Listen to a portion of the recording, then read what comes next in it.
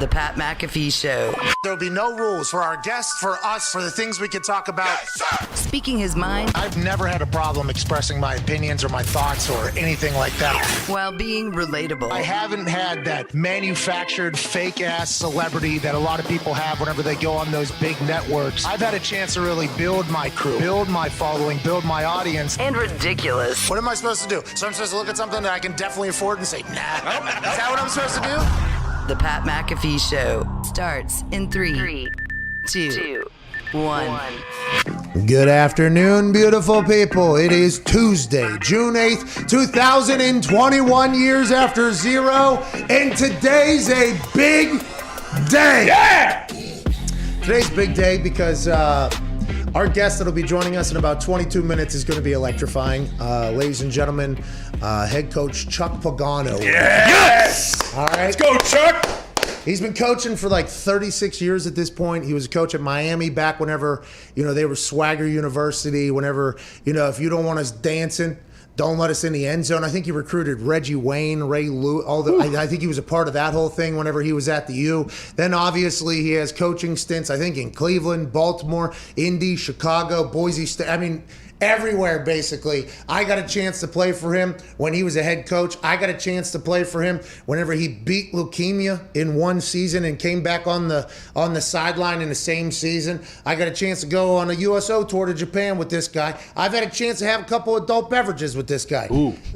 I've had a chance to watch this guy raise millions and millions of dollars alongside the Indianapolis Colts for cancer research and everything like that. And I've had a chance to experience. This dude is fucking hilarious. Okay, this guy, his football knowledge is unbelievable, and however you want to judge him as a coach is however everybody that has ever played for him loves him. So I can't wait to chat with him because there's some insight he can give to us on some things that are happening around the NFL right now. At Boston Connor, at Ty Schmitter here. The Hammer Down Boys will be coming in about an hour. AJ Hawk will be joining us. And Jonathan Feliciano. Buffalo Bills will be joining us in the third hour. He wanted to fight me in the next Showtime boxing thing because of the alleged spotlight that I put on Toradol that potentially banned it from the league. What do you mean? It wasn't me, though. It was AJ Hawk. We all know it's AJ Hawk. I've been talking to Paisan Jonathan Feliciano, and DM's letting him know that this was AJ Hawk. Whenever you come on the show, he agrees it's AJ Hawk's fault, the man who falls asleep while driving with both feet behind the wheel. Although incredible football player and good guy, he is a liability in a lot of cases. In this particular one, he got Toradol banned. Okay, so me and Jonathan Feliciano will talk to AJ about that. We'll talk to Chuck Pagano about everything going on here in a couple minutes. But what's going on in the NFL right now is there is mandatory OTA, which everybody calls mini camps. In the NFL, it was mandatory OTAs. It's like, okay, there's OTAs, then there's mandatory OTAs, and it's mini camp and blah, blah, blah. Actually, Chuck, I think one year, since everybody on the team was at OTAs for the entire OTA, he actually got rid of one of the days of mandatory mini camp at the end, because I think one player joined us late. And when he joined us, he was hurt, so he couldn't even practice. So I think there was a potential. We've been here for fucking days. Just get out, okay? I guess. So it's OTAs are very important, I think, for a lot of reasons. And coaches absolutely love OTAs the most because all they want to do is coach. Hey, they just want to blow the whistle. They want to boss some people around. Let's run some cones. Let's do this. Let's get better. Are we trying to win a Lombardi or not? I mean, that's what coaches are doing at all times. I'm excited to hear his thoughts on how he would handle Aaron Rodgers, because right now, Aaron Rodgers is allegedly foregoing a little bit over $93,000. He's not going to mandatory minicamp. He's never done this before. Adam Schefter said this morning on Get Up that as of this morning, his sources have told him, Ty, he is strong as hell in his position to just stay away. Strong, and then Schefter follows up, by the way, with take that however you want. Yeah. That's basically, he said, I am not... He was trying to say, I'm not putting any narrative on this at all. I think Schefter, the guy is sources everywhere. He is Schefter. He goes, I was told it's strong as hell in his position. So listen, I'm not saying it sounds like he's not going to matter the Packers. That's what Schefter basically was saying. But you can listen to whatever I was told and you make your own judgment. Is almost what Schefter was doing. You make your own judgment. Right. I'm not going to do this for you. And this is something now that leads into, are the Green Bay Packers going to fine him? This $93,000 and some change? Are they gonna? He's already missed out on a $500,000 bonus, which if you a certain percentage of OTAs, I assume it's like 80% of OTAs or maybe 85%, maybe it's 100. I have no idea what it is. Andrew Brandt started that in Green Bay because guys would never spend their off seasons in Green Bay. They'd rather go somewhere else. Hey, I don't like it. I love Green Bay. I would have stayed up there. John Kuhn moved up there. That's right. But they put that in there. He's already missed out on $500,000. They could fine him another $93,000 in whatever, $500 or whatever. But they could also opt out of fining him the $93,000 and some change. And this is the first time in the Aaron Rodgers Green Bay Packers saga that we are going to have to see a public decision made by both parties. Okay? Green Bay fines Aaron Rodgers the $93,000, and at this point, $93,000, by the way, a lot of money. Okay, would have dreamed of $93,000. A lot of that is, but in this grand scheme of conversation that we're talking about, $93,000 is a tax in one county in what they're going to be talking about at some point. I mean, this is not that significant of an amount of money. But in the report, the accumulation report that Schefter did on draft day, if we do recall. We didn't know it was an accumulation report at the time. We thought it was today's the day. Out this morning.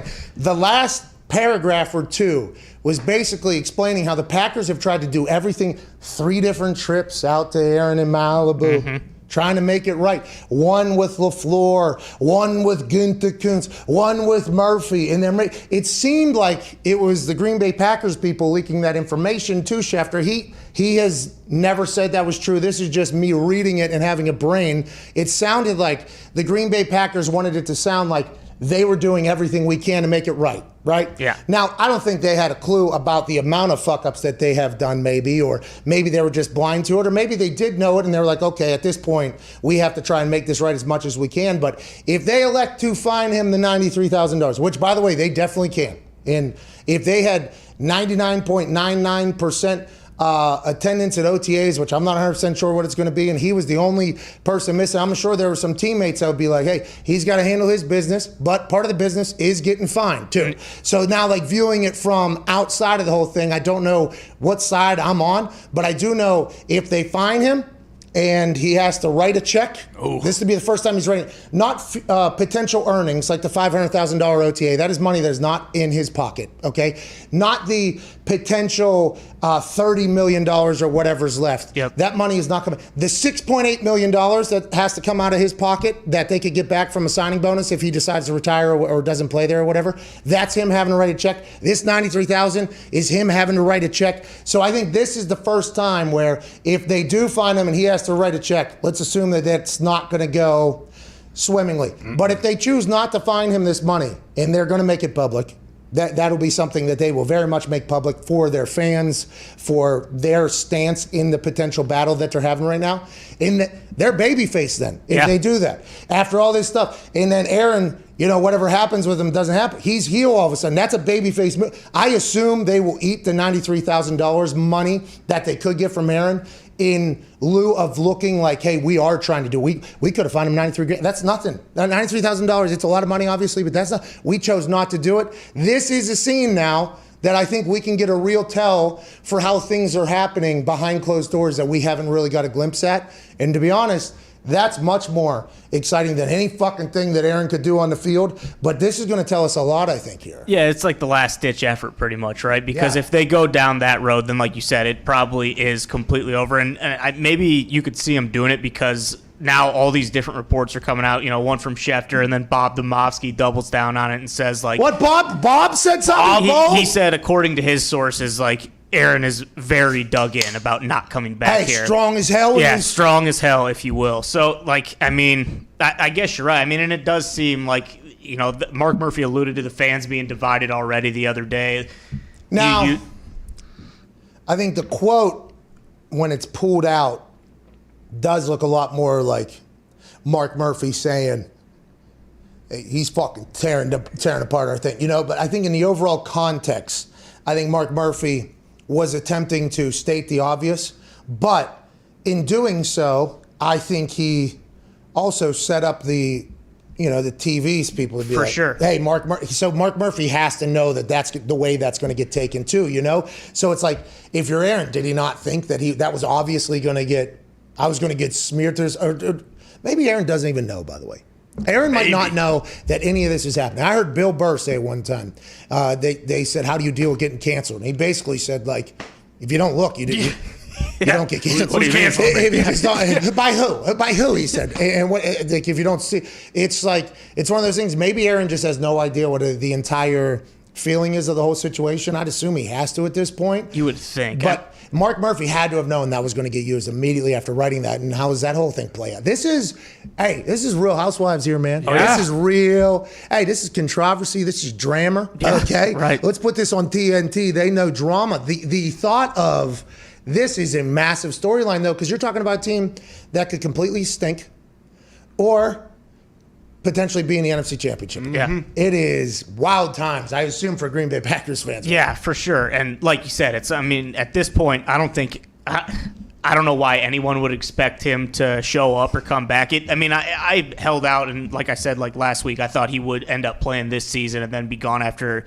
next year. But who knows? I asked you before the show, like, do you think is 93,000, like, if they don't find him, is that enough of like a show of good faith, you think, for him to just drop everything? I don't know. Adamantly, time and time again, been like, nah, these guys have pissed me off. Like, I'm done. And is Schefter saying this like, hey, Rodgers is holding strong because the Packers, want him to know that, get that word out. So when they do find him $93K, it's like, hey, he's holding strong. We got to hold strong on our stance as well. And we have to find him because he's doing this to the team and the fan base. He's already saying he's not coming back, basically. Strong as hell. Bob Domofsky saying things. So, we would like his money back then, too. Which, that worked for Detroit. Yeah, absolutely. Right. I worked for Detroit for a long time. There wasn't a curse after taking Barry's money and Calvin's money. No. That's a good way to do business. How about 8 head coaches and 15 years? Hey, that's a good way to do business. Yeah. Good business. Hey, at the time, you got that, oh, look at that money. Yeah, fuck you, we got it. You didn't even know that old Karma was just waltzing around. Waiting in the dark. They don't feel dumb at all paying that back. No, not at all. By the way, Calvin Johnson's about to sell $2 billion worth of dope in 2 weeks. So he'll be good. I seen his greenhouse up there. That thing is beautiful. Gorgeous. Hey, he's got some big old buds up there. Yeah, Megatron marijuana. And I'll tell you what, I like big buds and I cannot lie. You know what I mean? And I feel like CJ up there, he's got a lot of them. Old Megatron's growing up. He's got a green thumb. Yeah, he does. Who would have thought? Not I. Well, he knew it. That's why he didn't give a damn about. Yeah. And I think he also did something down in. He built something architectural wise that would say that he would have a great, like a green thumb. Something with water. We can look this up. Somebody can look this up. Calvin Johnson. He built something, I think, in Africa. Some sort of irrigation system? Yeah, I think it was. I think it was like an irrigation system or something like that. He did something big, I think.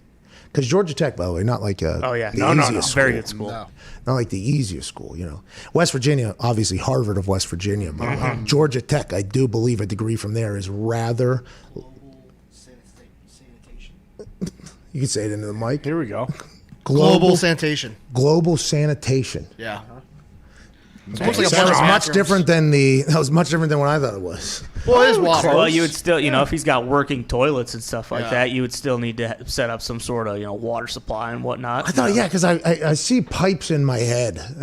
That's what I saw, water and pipes. Well, yeah, that's what Zeke said, though. But I thought it was for growing. I thought it was for growing things. Instead, it's for getting rid of things. Right. So I was completely wrong. Growing the community by getting rid of the terrible things. Strengthening the community. They could be using the poop as compost for the... Was this big? That was the angle. By the way, I watched Cruella last night. Oh, man. How about it? What's the angle? Dude was hilarious. Yes. He's so good. I thought movie Stole was... the movie. Yeah. I thought movie was good. It was good. I thought movie was Well, What a turn, by the way. Man. Hey, I almost did what I always do. Okay? I almost did what I always do. Okay. I got like an hour and 15 minutes in. I was getting a little tired. I was like, all right, I know what happened. And Sam goes, what happened? Like, she was so pumped. She was so pumped to ask me what happened, because she saw it just 2 days ago, and I fell asleep for the entire thing, and I said I get it, and then I was told, no, I should actually watch it because it's a good movie, so I was watching it last night. And I go, obviously, blah, blah, blah, blah, blah, blah, and blah, blah, blah. And she goes, she gives me oh, okay, yeah. And then she's like, literally 4 minutes later, something massive happened. Yeah. It was just a complete change. I was like, whoa, little twist here out of Disney. I did not expect that. Yeah. That was wild. It was. The Disney second one knows. just got greenlit, too. It's in development now. So Thank God. Cruella, incredible character, too. Yes. Is that for kids? Oh, I don't know. I don't know. I don't know what's up with Disney and, killing off parents it was immediately in the PG. movies. It was PG-13. I know that. I paused the movie, by the way. Yeah. Immediately upon early death, no spoilers. Immediately upon early death, I paused it and I go, so this is their fucking thing. They just crash everybody down, and then it's like, all right, now that we got them feeling like that, now we'll do something. Now we build them back up. And then, by the way, as I watched the movie, I was like, not a bad play. Yeah, genius. Not a bad play. Old Disney's made a lot of money off of that thing. That's not the only news happening in OTAs, though. I did watch Cruella. Great movie. Fantastic. It is. Good job, Emma. Yeah. Yeah. There was a couple of scenes where I thought, all right, we're doing too much here. But the And Richard Jewell. Richard Jewell crushed. Yeah. crushed. Paul Walter Hazard. Crushed. Yeah. He's so good. Unbelievable. What an accent. Cruella was, you're right, that was a great character. Yeah. I mean, great character. The story, I mean, it was good. Top notch. Not something I'd normally get into at all. I would have never watched that. I mean, I know 101 Dalmatians, but I was like, whatever. We watched it, and I was like, holy shit, that was great. Yeah, this is like the Gambit Getter. Yeah. Yeah, the Queen's Gambit. Queen's Gambit. Beth Harmon. Yeah, that exactly. There's another thing. There's zero reason for me to watch that or like that. Absolutely Incredible. loved it. They're not going to do another one, will they? No, No that's way. done for. No. Well, I don't know if I could act like I'm back into chess either. Again, I that can was only fun. say, it was. I'm still doing it. I'll do it on SmackDown. I haven't dropped the close Sicilian. Not yet. I've been able to, open or close Sicilian. That's a chess play, by the way. You don't fucking understand because you don't know chess like me. Okay. Yeah. Me and, what's her name? Beth Harmon. Beth Harmon. Yeah. You should have seen it. We played these 8 masters all in the basement of one apartment, a little Incredible. shitty ass apartment. Greatest chess player of all time, living in a shitty ass apartment down below the streets of New York or whatever, down in the irrigation system. Where Yeah, That's right. Calvin Johnson Global put together. sanitation. All right, fucking done with it. Big news around OTAs. Another, not just Aaron Rodgers. Tom Brady, Blaine Gabbert back on the field with the Tampa Bay Buccaneers. Okay. We only know that because it was reported this morning that he was not going to miss the mandatory stuff, and it was being reported because that's just how it goes unless you're currently entrenched in the middle of a contract battle or situation battle. But Rick Stroud at NFL Stroud, okay, who I have reached out to as of this morning to potentially join the show. His camera work here on getting the first shot of 7-time Super Bowl champion Tom Brady back on the field as a Tampa Bay Buccaneer is goddamn maybe Emmy winner. Yeah. Here's a clip of Tom Brady and Blaine Gabbert taking 5 to 7 step drops in a rapid fashion. Blaine Gabbert's close to us, smooth. Tom Brady looking quick and efficient, delivering the rock to equipment managers that are standing 7 yards away from them. Blaine Gabbert with a little fadeaway screen pass while Tom does the same. Looks like they are back in full form to win another Super Bowl down there. Shout out to Rick Stroud. Okay, there's a scout down here. Has a hoodie on down in Tampa Bay. It might be. Oh, that's probably a defensive back coach or maybe linebacker coach. I don't know who that is, but it is 900 degrees down there. I don't know how anybody's doing what they're doing down there, especially with long sleeves. But the Tampa Bay Buccaneers entire squad, which was once split between 2 tiers. You're either on Team BA, Kyle Trask, who's almost as mentally close as Andrew Luck. Yeah. Kyle Trask and the boys, or are you with Tom, Gronk, Blaine, Leonard Fournette, Mike Evans, Chris Godwin, Antonio Brown, O.J. Howard, Scotty Miller. Scoots. That's just on the offensive side. We just rattled off the offense. Yeah. Anyways, they two became one this morning at OTAs. And other than that, there ain't shit to talk about.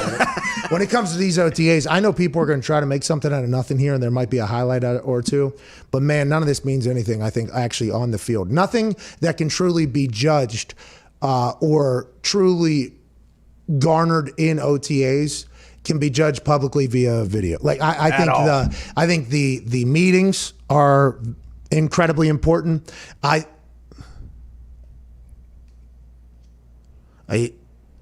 We'll get to that. Thank you, Zito. The AJ Brown will. AJ Brown will be wearing the number 11. What? Next year? Yeah, he's number 11 until I retire. I tried to give it up, and he wouldn't take it. Respect. Julio's going back to 8. Then I assume. Wow. Julio said, "Hey, new chapter. I'll go back in time. Before we go forward, let's take a step back. I'm going to wear 8." AJ Brown said, "Hey, I'll give you 11 because you're OG around here." He said, "No." So now AJ said, "If Julio ain't taking my number, guess what? Nobody's taking my number. Ever. I am 11 until I die." Congrats, AJ. Congrats, Julio. Boy, AJ. Shout out, Zito. Appreciate that. It's not hard to get rid of the number 11 jersey. OTAs is something, though, that when it's in meeting rooms, what you're learning, walkthroughs, which we'll never see. We won't see what we see individual groups. You see position. I think you see some maybe 7-on-7 stuff when social media kind of lets it out, but you don't see the walkthroughs where all the questions are asked. That's what OTAs is, I think, mostly. The practice, obviously important to get those reps in, but I think that's what OTAs truly brings to the table that really can't be, talked about enough. But it's not really an entertaining thing because you can't get fucking video of it. Yeah. So it's a little bit different. Were your OTAs like different than your training camp? Like, was it drastically different than what you would have done in like training camp and then like a regular practice? Yeah, time's much shorter. The amount of time you're in there, the practices, those dudes at training camps. I mean, it is. I mean, it's needed, obviously, because everybody else is doing it. So that's the thing. Like, everybody has to be on the same set of rules because if it's kind of like a honesty. What is it? Oh, sure. Yeah. What is that? Honor code? Yeah. Honor code. If There. we're just going by the honor code, which, hey, you can't say publicly if you're going to rely on it when it comes to something. You Or know? else. And hey, listen, it's not easy being a mayor. No. It is not easy being a mayor. No. Very difficult. It's very, very difficult. This guy here in Indy, no stone unturned, Yesterday, he publicly announced that it will be like an honor code on if you got a vaccination or not. It's Using like, the honor code. Okay. hey, a lot of people have used the honor code for a long time. you know what they don't do? They don't tell people that they are using the honor code, because then you're potentially dishonoring the honor code. Exactly. Because people know that it's the honor code. It's like honor code's like Fight Club. You know what I mean? Bingo. Can't talk about it. Can't do it. That's actually an honor code of Fight Club. Yeah. He said you don't talk about it. I don't know if you need to make the announcement. If you ask about the honor code, you are disrespecting the honor code. Let me tell you why this is an issue. Okay? Because here in Indianapolis, we are the only NFL franchise that wasn't able to announce that there is going to be full stadiums in the fall. Yikes. Okay? The only one. 31 other teams, 29 other cities, whatever it is, 30 other cities. You sometimes, carry the one there with who's playing where. You get it. They all said, yeah, we're good. Not here, okay, for whatever reason. You know what I mean? I think there's potential. I think he's paying attention to potholes, obviously.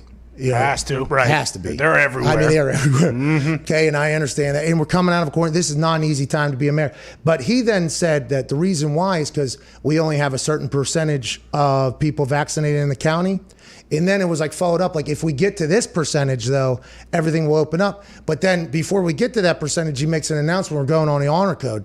So is that are you going to get people to get to that potential? And that's how this relates to sports. And that's why I'm fucking covering it, because, I mean, you got people giving away $1 million in other places. Yeah. You got guns and stuff being given away in West Virginia. Washington State said, hey, we'll give you a doobie. You come get it. You come Here's get your it. dope.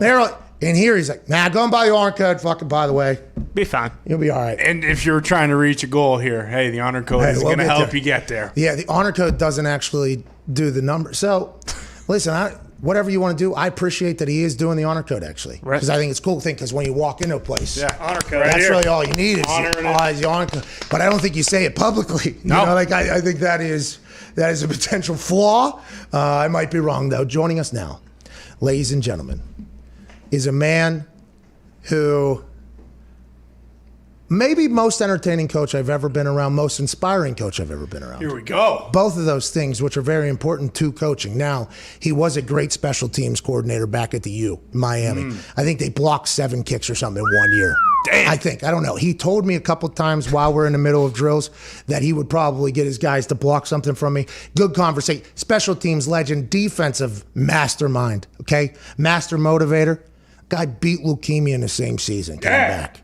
His hair looked good on the other side, too. Yeah. Had great hair before, had even better hair somehow on the other side. Ladies and gentlemen, Coach Chuck Pagano. Yeah! Look at you. Look at you. What up, Pat? How are you, Coach? You just get off the Peloton, or what are you doing over there? Yeah, I got my ride in. I'm out in Boise, What do you do? Idaho. We're picking some potatoes out here. What do you do? What do you do? Are you enjoying retirement? You're a football guy through and through. We all had questions whenever you decided to sail off into the sunset, because we saw BA do this. You know, BA said that when he retired, he said his wife told him that his son was 40, and he said, 40? Where'd the years go? And then he retired, and then he tried TV, and then he came back. You football guys, and Tina too, you football guys, it's your life. What are you doing with your retirement? Are you still out there with the whistle, or what do you got going on? No, that's a great question. A lot of rides on the bike, a lot of errands. You know, there's only so many workouts you can do during the day. How many grocery store runs? Go to the clean. I go to the cleaners when I don't even have to go to the cleaners. You know, you're looking for stuff to do. Played some golf, but mostly my youngest daughter Tori had her first baby back in October. First grandson in the family. You know, I had 3 daughters, 3 granddaughters, so we finally got a boy. She had to go back to teaching there in Zionsville in March, so Tina and I became full-time babysitters. So let me tell you something.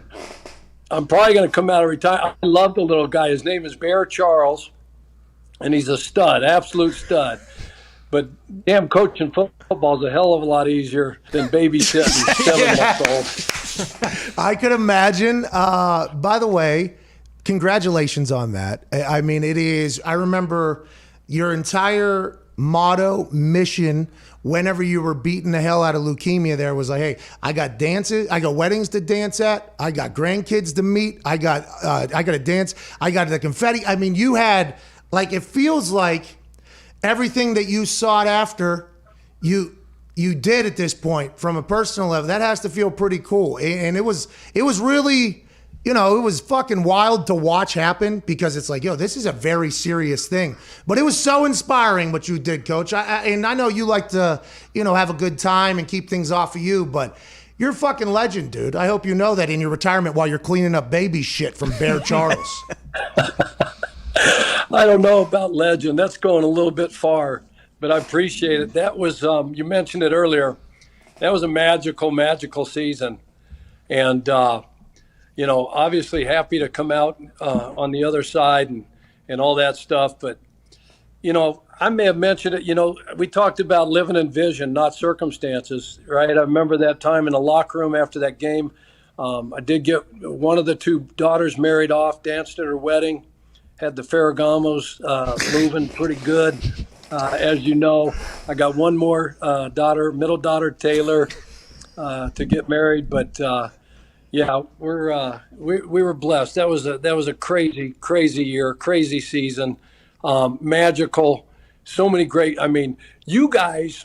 I had to do the medicine and all that stuff, but football, your teammates, BA, the staff. What you guys were doing week in and week out. We weren't supposed to win a friggin' game. 32. Remember, we were ranked. We had on the T-shirt. We were ranked 32 out of 32. Right, in the power rankings. Yeah, it was awesome. We came in, we said, F that. There ain't no rebuild. We're reloading. Let's go. We got great players in here. It's your opportunity. Let's go. And you guys, what you guys did on that football field and going 9-3, beating Kansas City, clinching the playoffs.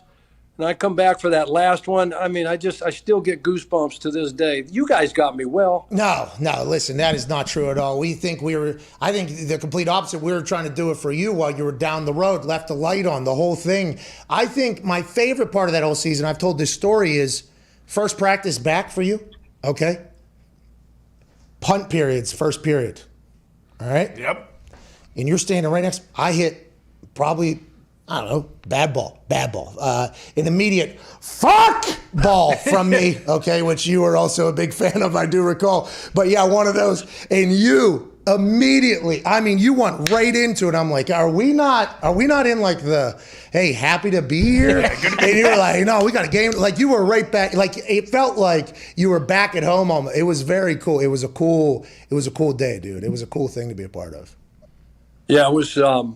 I remember that day. I remember, that first meeting, walking back into, the facility there. It was Christmas Eve, and the guys were all in the team room. And that moment right there, we had some great moments together, Pat, and some great wins and some not so great moments, some fake punts that just frickin' went awry. Yeah.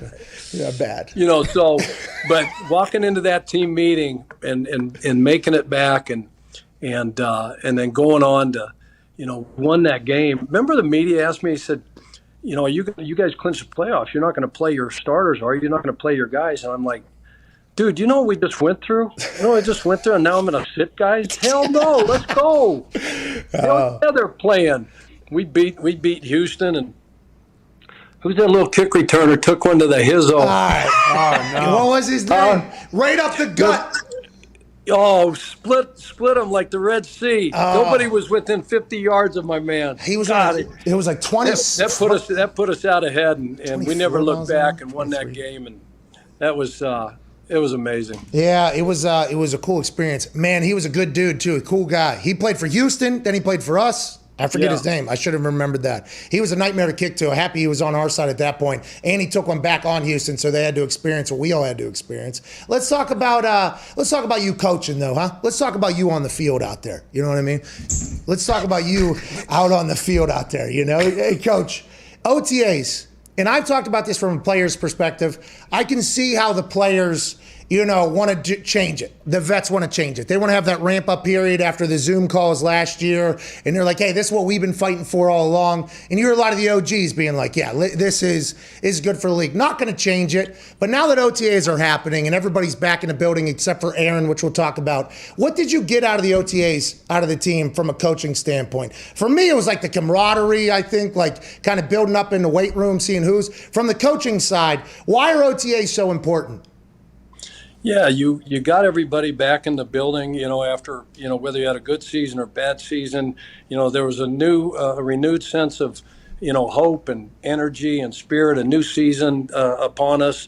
You got your draft picks, you got, any free agents in. It was a time for, like you said, the bonding part of that, the camaraderie, but, any changes or tweaks you had in any of your offensive or defensive philosophies and concepts and special teams, all those kind of things, dive into the, see where everybody was at from a physical standpoint, the strength and conditioning part of it, and then the practice part of it, and going out and competing and having fun, and iron sharpens iron, like man sharpens man, that one better than anybody. But but now, especially now with such limited, practice time and going through the pandemic and all Zoom and things like that, and you've got a first-year player, a rookie quarterback, and you don't have him, for on the whole off season, especially last year. God, that would just be a nightmare to me. And with training camp being as such, you mentioned the ramp-up period. I mean, dude, you got to bring him in, and it's no conditioning, no strength, barely can feed him a meal, and then get them home before 7:00 at night and get them tucked in, and then bring them back the next day and do a couple toe touches, and a couple stretches, and Is it getting a little then soft? before you know it, you're in the second week, and you finally put the pads on. There's some old coaches that are rolling over their graves, going, "Holy crap!" So you're thinking the game's getting a little soft. You're saying maybe things are getting a little bit soft. It's always going to. And by the way, you said old coaches are feeling that way. Old players feel that way too. Now we only hear from most of the players that had a lot of injuries and they're suing or whatever. But you listen to any old players talk about how, hey, we used to do 3-a-days and it was terrible. But you hear them talk about the growth that can happen in some of those practices. Now I think there's a happy medium, obviously, in there. But as you coached now 36 years, did you see there's been a massive change, in the way you can do things over the years. What was it like back when you were at the U? Was it insane back there with that crew? I couldn't even imagine. What is it, 200 degrees down there too? Grind meat, man. I mean, guys that fall out on the. We had to do like 16 110s was a conditioning test. No way. Guy fall out. Who knows? Because back there on Green Tree, the humidity 100%, 90 some degrees. Guy falls out. Trainer's running over him. This is mid 80s. Trainer's running over him. Coaches are saying, "Get away from him. Let him die." Oh my God! What year? Man, has time changed? But no. Yeah, time, I'd say. It's changed, and it used to be 3-a-days. I mean, you'd go and at least 2-a-days, and pads in the morning, pads in the afternoon, do the same thing the next day, the same thing the next day. I remember Baltimore, my first year in Baltimore with with Coach Harbaugh. We went pads. Got to the team meeting that night. I'm not going to say a player's name, but guy stood up. "Hey, can I say something?" And yeah, sure, go ahead. So, basically in a nutshell, we're going too hard. What are we doing? Blah, blah, blah. And John just very calmly said, "Anybody else got anything to say?" Another guy stood up, said a little something, And all of us coaches are in the back, just our heads down, going, "Oh my God, please don't let one of my players say something." God forbid. So he gets up and he goes, "Man, you just couldn't wait, could you? This, because he came from the Andy Reid tree, right? So he'd been with Andy in Philly for 10 years, and they went to 4, NFC championship games and a couple Super Bowls. And so the practice schedule, everything was time tested. And he told those guys that. He goes, "I'm not doing this just to beat the hell out of you guys. This is time tested." But you just couldn't wait. We had yesterday. I was going to give you tomorrow off. Oh, no. But guess what? Oh, no. We're going out in pads again. Jeez. What was the team meeting room like? I bet you that was electric. Ray was in the back. Ray didn't say nothing. Ray just went, "Oh." And his head just dropped. He's like, "Oh, my God." Dude, that would have been. See, that's one of those moments that, and you got to experience this. Obviously, me in a team meeting, I don't have much say in anything that's going on in there, but I'm observing everything. I'm trying to enjoy. That's one of those moments where I wish I was in there. Oh! I mean, because you remember, D-Butt and I were talking about this the other day. We're talking about how in training camp the rookies either have to sing or do something, at night to kind of break up the monotony. You remember when there was a run there where the dude went up there and did spoken word or whatever, and it was like, whoa, what are we doing up here, dude? We had the one guy, he was talking in third person. He said, now, you call me DJ, I may act like this, but Dahn is, blah, blah, blah. I'm like the Gong Show. I said, get the hook out. Get him off the stage. They all had these scripted poems and reading these things, and we're like, dude, just a fight song. Just give us something. Give us some little, it's hard out here for a pimp. Give us something. Are you kidding me? Hey, there was always a good one. There's an easy one to go out there, and I've said this on the show numerous times, just in case a rookie has to do it.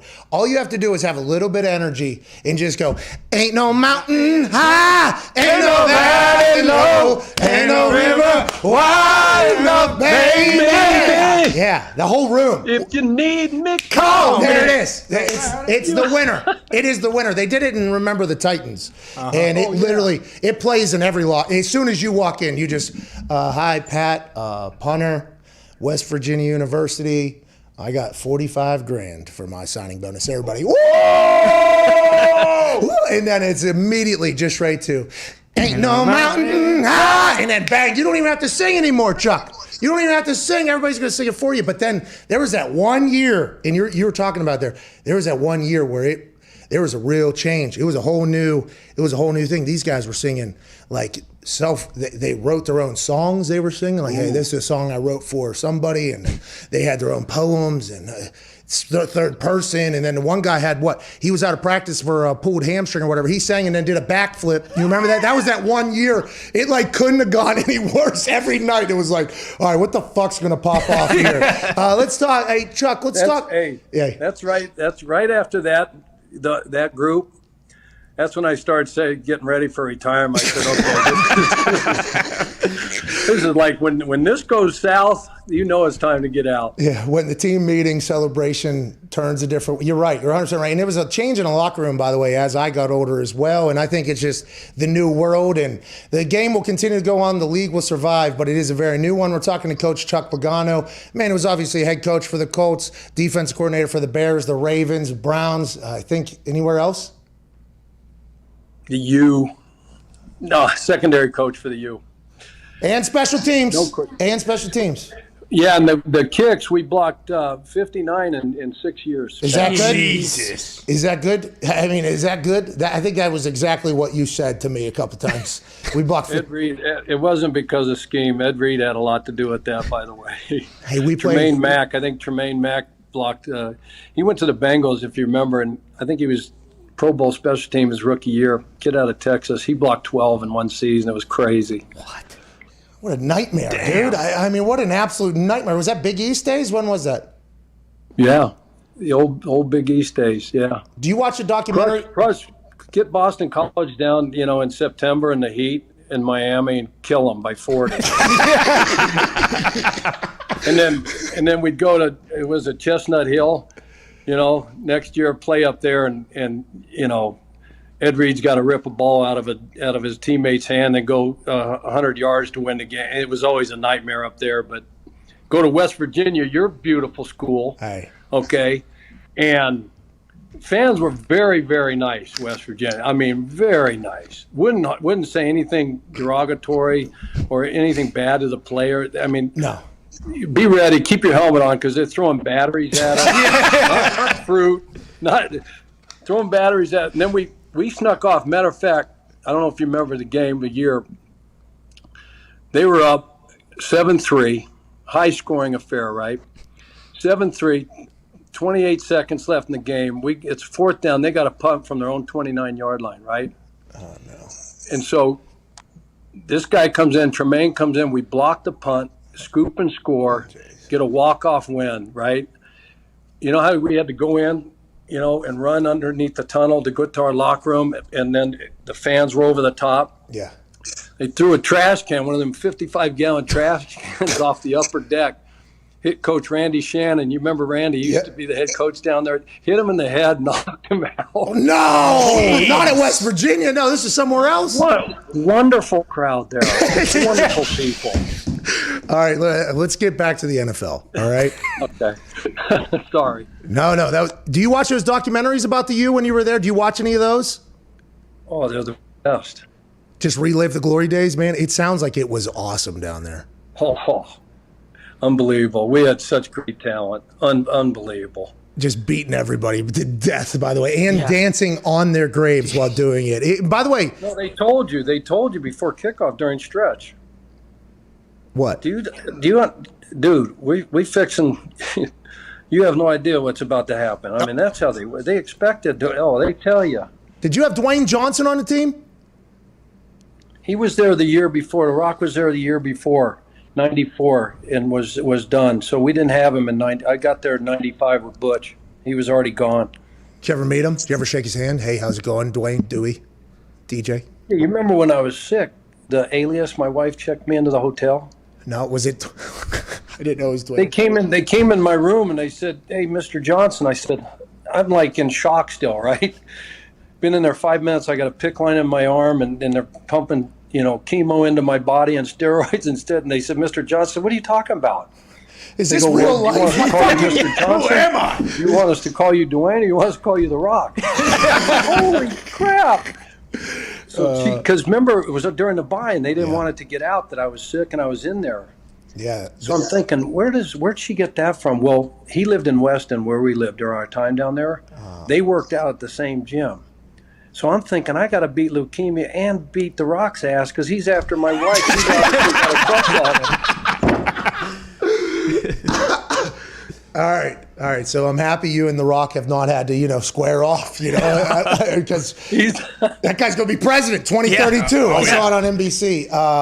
We have to get to a break here on Sirius. We will continue this conversation with Chuck Pagano at youtube.com/The Pat McAfee Show. We'll see you in about 4 minutes. Sirius XM, you're the absolute best. Wrap up hour 1. Hey, hour 2 is about to be fucking insane. Huge. Oh, my God. 1-833-4-McAfee. We'll get some phone calls as well. We'll see you in 4 minutes.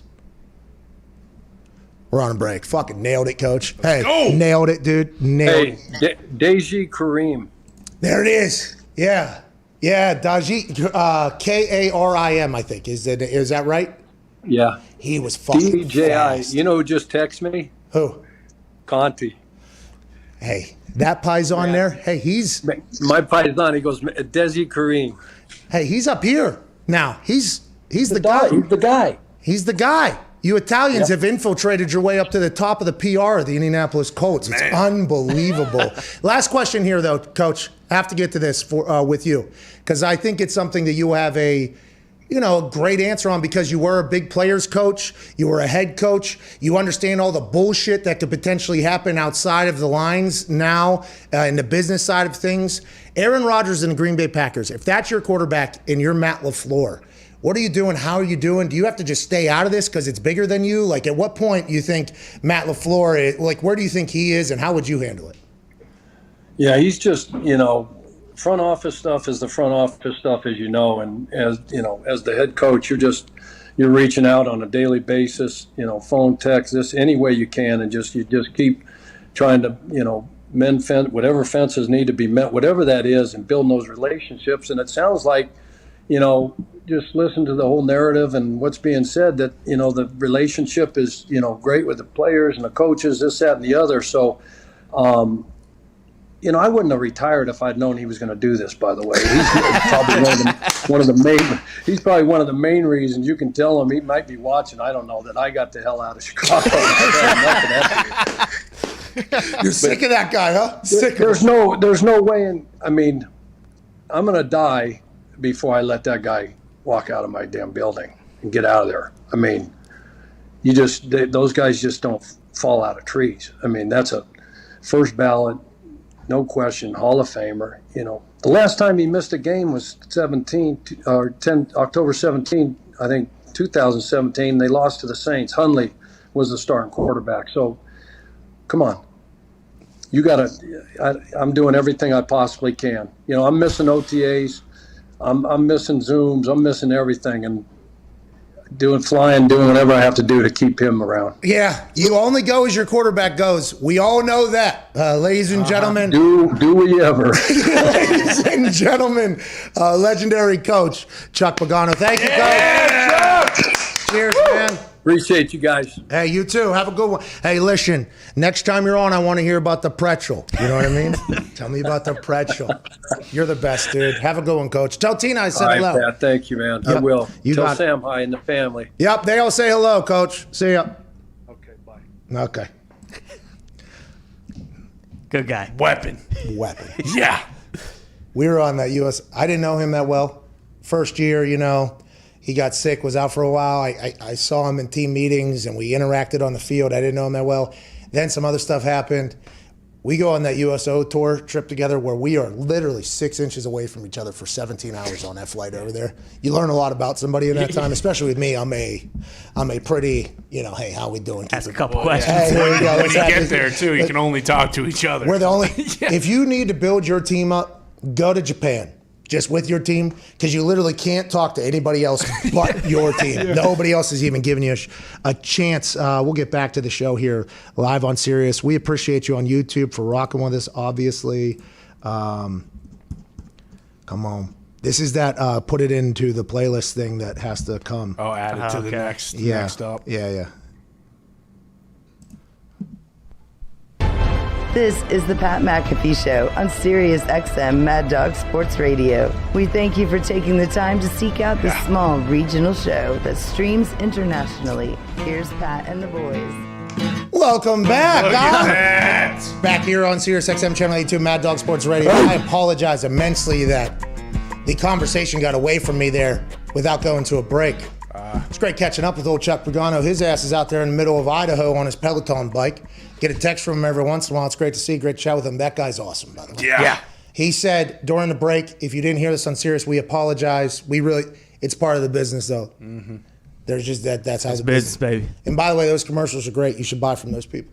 Absolutely. Whatever they're selling, I don't know what it is, but you fucking should buy it. It's good stuff. It's really good stuff. If you don't want to miss anything, just hop on over to YouTube. Well, no. Listen, if you listen to some people too much, some people don't like to look at. Absolutely. Right. Agreed. Or if you're, whatever you're doing, we appreciate the hell out of you. We powered through the fucking break there, all right? It happens. It's only like my second year doing this, first year doing this, which sometimes I forget too. Yeah. That was something Chuck said during the break, I'm dying before I let Aaron Rodgers walk out of my building. He said if he was the coach. He said the front office is the front office. They got to do what they got to do. But as the coach, if I'm Matt LaFleur, I am dying before Aaron Rodgers walks out of my building. And that's because I think Chuck and I both got a chance to kind of experience when you got a guy, you got a guy. Mm-hmm. When you don't, it's a very different life in the NFL for everybody. Coaches, families, players, families, athletic trainers, families, equipment managers, families, front office. It is very different when you got a guy for everybody's life that is involved with you, let alone the fan base that is going to be eternally optimistic, just like Joe Thomas was every year going into a Cleveland Browns season. He said he thought they were going to win. Like he thought they were going to be good. They were terrible every single year he played. Yeah. Not fair for Joe Thomas, but he had that belief. I think fans have that belief as well. Then they'll turn, and then the next year they'll get it up again, though, because they've been sold something. When you got a guy on your team, there's no selling that has to happen. When Aaron Rodgers is your quarterback, there's no teammates that are missing anything because Aaron Rodgers is there. Whenever Aaron Rodgers is potentially out of there, you start seeing a lot of cracks. You start seeing a lot of things start happening there. And when you got a guy that isn't Aaron Rodgers or isn't one of those great guys, everybody's life stinks. And I think that's where Chuck was saying, hey, listen, I had to beat leukemia to come back. And that's because we had Andrew Luck. Yeah. Okay? That's basically what he said. And it's so real. I think you'll hear every player say that, just like the Julio. Fuck. He'll be back on. I'll ask him about Julio Jones and that whole thing. There you go. This is wild over there for the Packers fans. Well, and I think Matt LaFleur would die before he would let Rodgers go out of there. But that's what stinks. Rodgers said that his relationship with him is great. I don't know if there's much more that Matt LaFleur can do to bring him back. It's clear. I mean, hopefully someone up top was listening to what Pagano just said. Well, Pagano. How about him saying, if Aaron's watching this or sees this, let him know he's the reason why I retired. Yeah, called it a career. He's been coaching for 36 years. There were some other things that obviously played into it. He talked about how, locker room started changing. Right. The dynamics started changing of how people, did things and everything like that in the NFL. But then also, cherry on top is I got to stare down that fucking guy from Butte County out there. Yeah. Every 2 times a year. Twice a year. He didn't say it, but hey, these rookies are getting fucking soft. I can't coach in this league anymore. It did sound like he was talking about, from an old school football guy's mindset, talking about the modern football. This is nothing new here. And by the way, if Chuck said anything different, I think everybody would be like, what's that all about? Yeah. What's that? You don't like old school football? You know what I mean? Look at the era he coached in. And guys running 110s and saying, let him die. He didn't say it. No, that's what I'm saying, though. He said other coaches told the trainers. Oh, okay. Yeah. That's what he was growing. That's what he came up in. That's what he came up in. Yeah, hey, what coaching tree did you grow up in? Well, I came up in a coaching tree where somebody passed out, fucking let them die. Yeah, tell them to die. 8 guys died one year. That's our coaching tree. That's football, baby. Hey, only strong survive out here. Yeah. Literally. Okay? It's game, but is it? 59 blocked kicks. 6 years, yeah. That's absurd. One guy having 12 in 1 year. Yes. Yeah, I got a hell of a player. Unfair. Would have loved to have that guy on my team. Yeah. Would have hated that. By the way, that's like Aaron Rodgers in the division. That guy's on somebody in the team. Yeah. Oh, yeah, you got it. 2 games this year, probably going to get a block kick. Going to fucking ruin every stat you've ever had. Congrats. Because he's special down.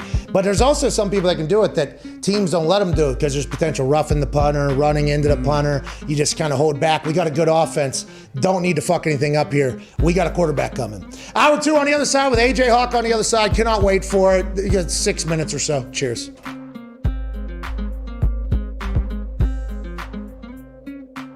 You ever have one of those days when you're just having a BFS day? Your car breaks down, you gotta push it. You're drinking coffee and you spill it all over yourself like a BFS. You're eating a meatball sub and one of the meatballs slips down and dirties your shirt. And then you gotta eat 40 Tums because of that said meatball sub. Jeez. And you go outside and you go, oh shit, my car's being towed. Also sucks being a BFS when you crash an RV. We've all been there though. Yeah, I know we had a hard BFS day, but nothing's better than going home, seeing your 2 dogs, sup guys, walking dramatically slow right to your bed, and about to do the craziest dive of your life, and land right on your purple mattress. I'll tell you, thank you to those brothers, Tony and Terry. They made one of the most comfiest beds of all time. They developed the Purple Grid, a patent gel technology that provides support, comfort, and pressure relief. To avoid a BFS day like that, I need you to open up your browser. Type in purple.com/McAfee to get yourself one of these mattresses. And don't forget, they have pillows, seat cushions, beddings, bed frames, pet beds, and things for kids. Tell them I sent you. Have a good day. We are moments before going out onto the field and kicking some field goals to raise a crap ton of money for the kids. And I'm about to become an old man. Said I do this, then I do this, then I do this. Oh, Cuzzy. Oh my God. You want a little bit of that grandpa? Hey, you see, you go, I'm just so excited we can raise some money because that's what we're here for. What's going on? Hey, hey, hey. It is hard to see down.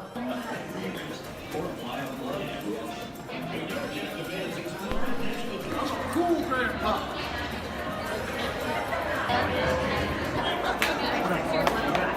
There's no way I lived this long in real life.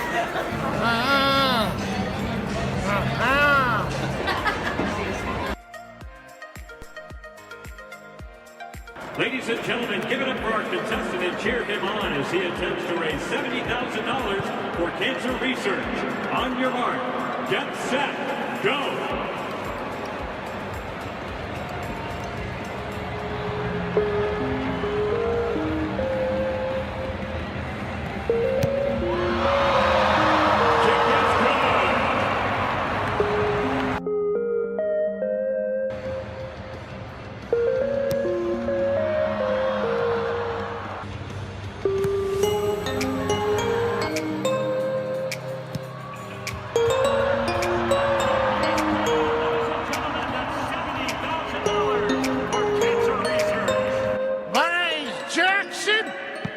I've been a fan of the Colts since the Mayflower came from Baltimore. I don't know, sir. You sound a little familiar. This is the greatest city on earth. And ladies and gentlemen, it was my honor to raise $70,000 for cancer research. Sorry, I missed a couple. I'm an old man. Let's go. Let's beat Ladies and gentlemen, give it up for Pat McAfee and $70,000 towards cancer research. Go Colts! And the ball's leaning back.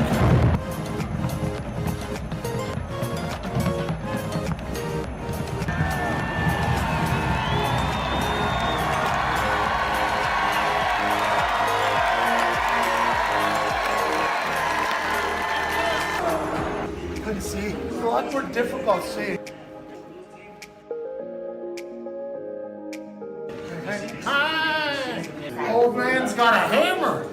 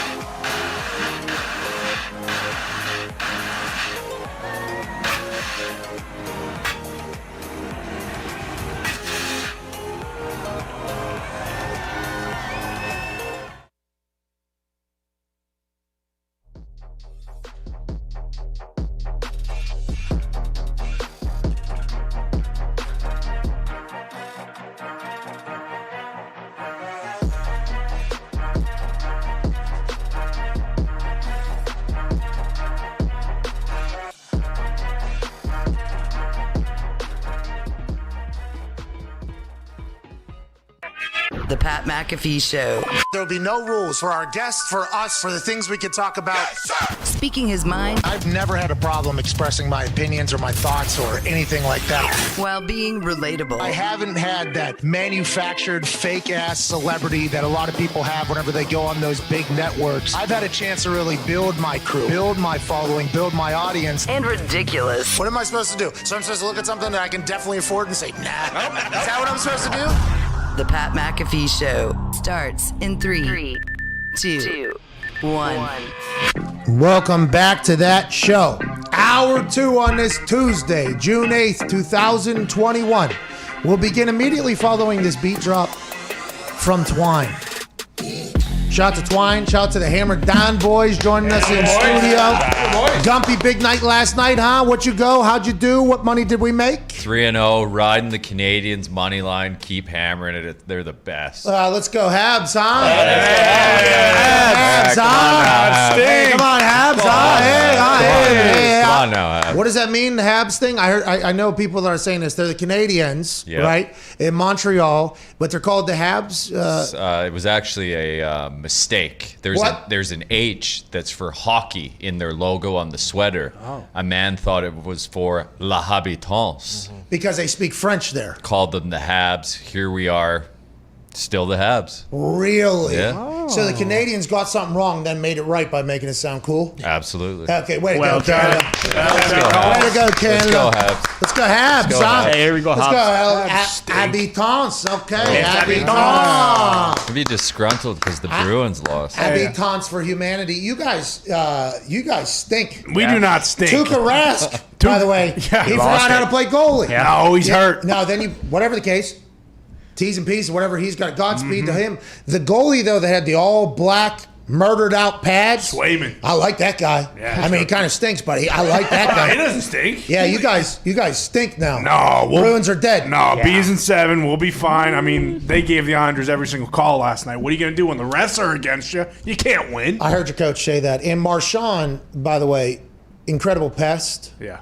Impeccable dangles. Uh-huh. I mean, he is so good at hockey, and I think I've never really, watched because I'm like, oh, this guy licks people. Yeah, he stinks. He's the guy that is just a pest or whatever. And then you see some of these highlights, you're like, God damn! So he's an insufferable pest, and he's incredibly good. Great player. Let's get him on the Penguins. Huh? Let's get him on a real. No. Let's get him on a real team. Real team. Let's get Pasta down to Pittsburgh as well. Let's get. You guys can't win with him. No up there. way. You guys can't win with him. Wait, up there. we're going further with them than, the Penguins are going with Crosby, so maybe we just do a swap. Bring Hey, Crosby Gino out to got Boston. surgery. Oh, yeah.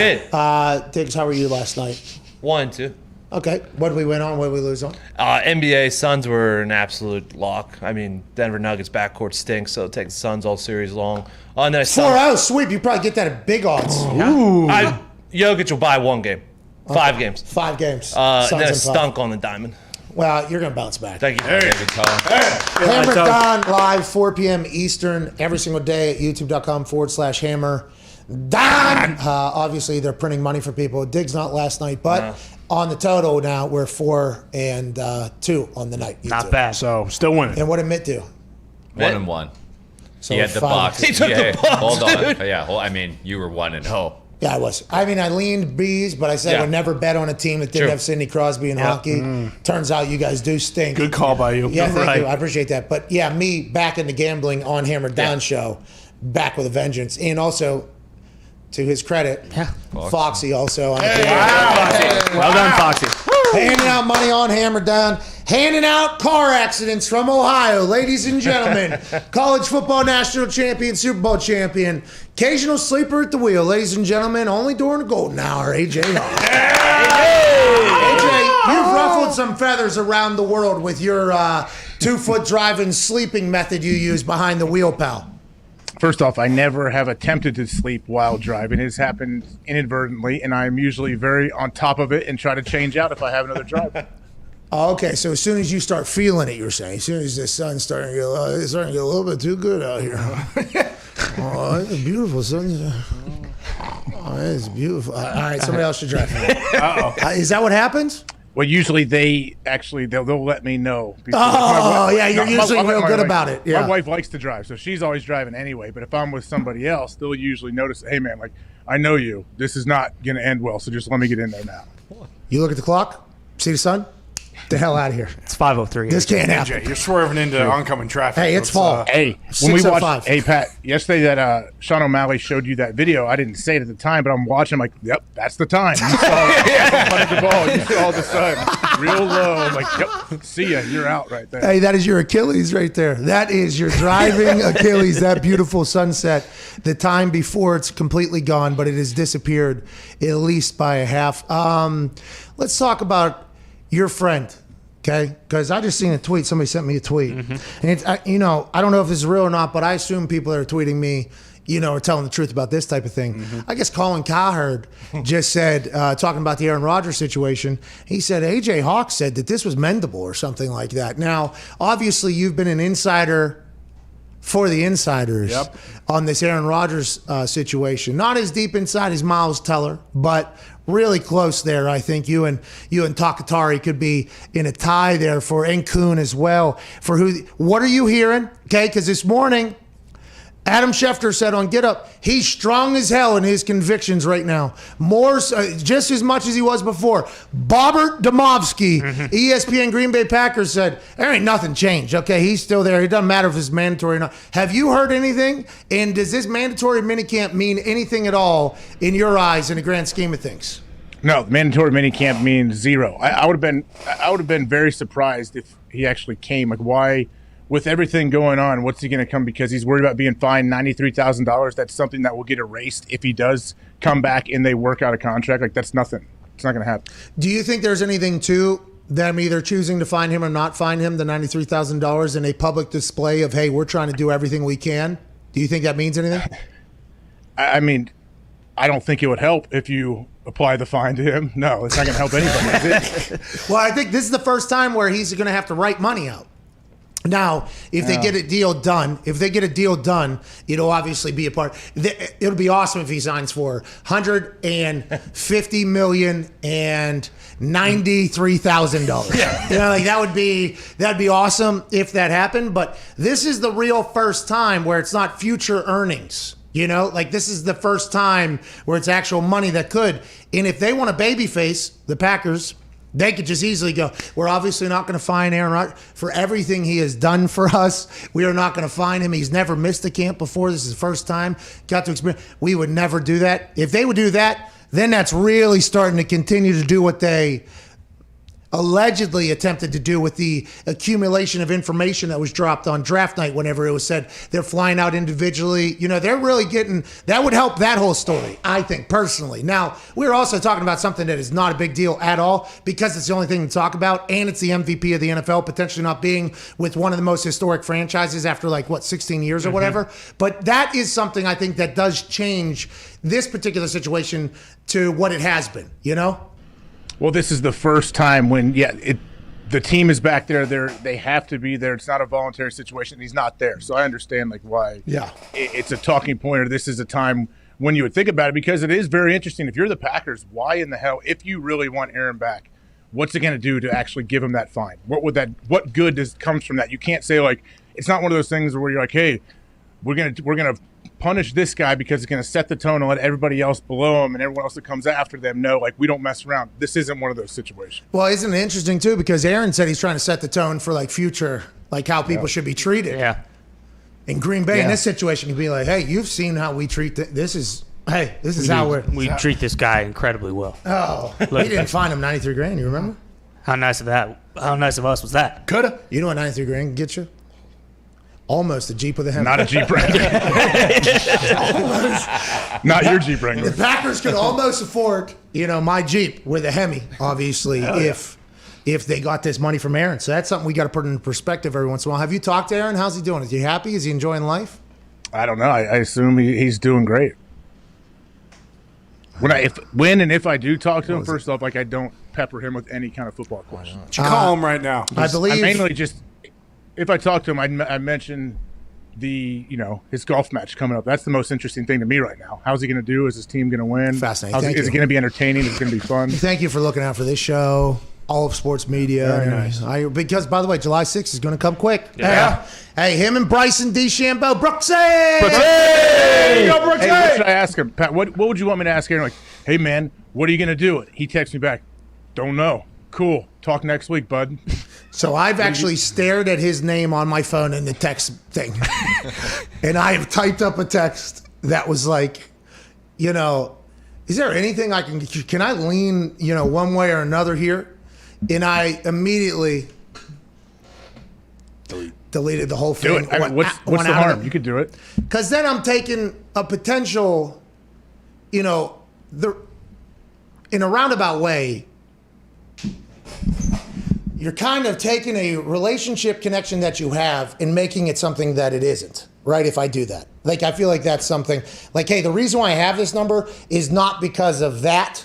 So now I've turned this entire thing into something different. And I guess if I did just pop up out of nowhere and shoot my shot, there's a chance I'm just blocked forever, I guess, in that thing. But I don't want to disrespect the reason, you know what I mean? I don't know. It's a weird fucking spot. That's why since the beginning for you, I've been I don't know how you're doing this. Because if this was Vinatieri or fuck, if this was Chuck Pagano, something going on, everybody in the media would be like, all right, you literally you text the guy every fucking what's going day. on? You're in the picture with what's going on. It's like, that's why at some point, maybe July 6th is a date for this kind of to get settled, because is he going to want to talk about that the entire time? Because I don't know who's commentating, but if it's Charles Barkley, I'm assuming Charles Barkley's going to have some questions in between shots. It's a wild scene. It's all drama. It's like all Real Housewives type stuff going on for a reason. It's not all like, hey, there's reason behind this whole thing. And by the way, he has a lot of cause, and there's a lot of potential outcomes. It's another part of it is Davante Adams has shown up, I guess. Okay. Wow. So Tay is there. Wow.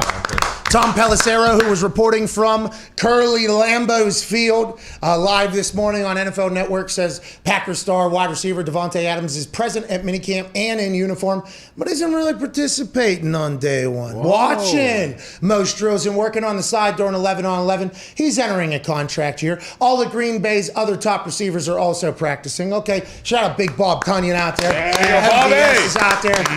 All right, Marseille's loose. Big Dog's out there. Al Lazard. All right, Lazard's out there. All right, here we go. He's not there. Brett Favre? He's not there. Well, he may be. I don't know. Maybe that's a good idea. He can still sling it, I think. yeah, bring back Favre. He's still got some fire, too. The guy can move. Whenever he speaks, people react. That's a great point. He needs the money, too. I was at CVS yesterday, by the way, walked in. Get one of those. Honor code. Announced publicly. They get it. Did that just start happening where you're at now? Listen, I talked about this in the first hour. I don't want to hit it again, but if you're going to do a public thing and rely on honor code, you don't tell the people you're doing it. No. Completely destroys the point of honor code. Yeah, the mayor. The mayor said, we're going to do honor code. Hogshead's locked in now. We understood you probably were going to do that. Now, granted, in Europe, they're using passports, vaccine passports to get into soccer games, okay? Wow. This is something that, has been used in the past, and a lot of people are not exactly thrilled about this, but it is also a way to prove that hey, took the jab or whatever. I guess in New York, there's a potential QR code that you get in your phone that you can use, I guess, if it's like to get into a sporting event or something like that, which, by the way, almost makes it even worse now. Yeah. Okay? I mean, there's no real, so I assume there's going to be a lot of honor codes because, I assume that's how it was going to be, because there's a sweet lady named Beng, Bheng at my CVS. She's there every night, okay? She is a steadfast. Zito's in the neighborhood. He loves her. Nick's in the neighborhood. Big fan. But he loves, is she supposed to stop everybody that walks into CVS whenever it says, like, recommended mask? Like, is she supposed to be like, excuse me? Hold on. She will if she has to, but she shouldn't have to. Well, we all just assume this is going to be honor code. She does say hi to everybody coming in. Everybody so gets a hi and a goodbye. How's your vax?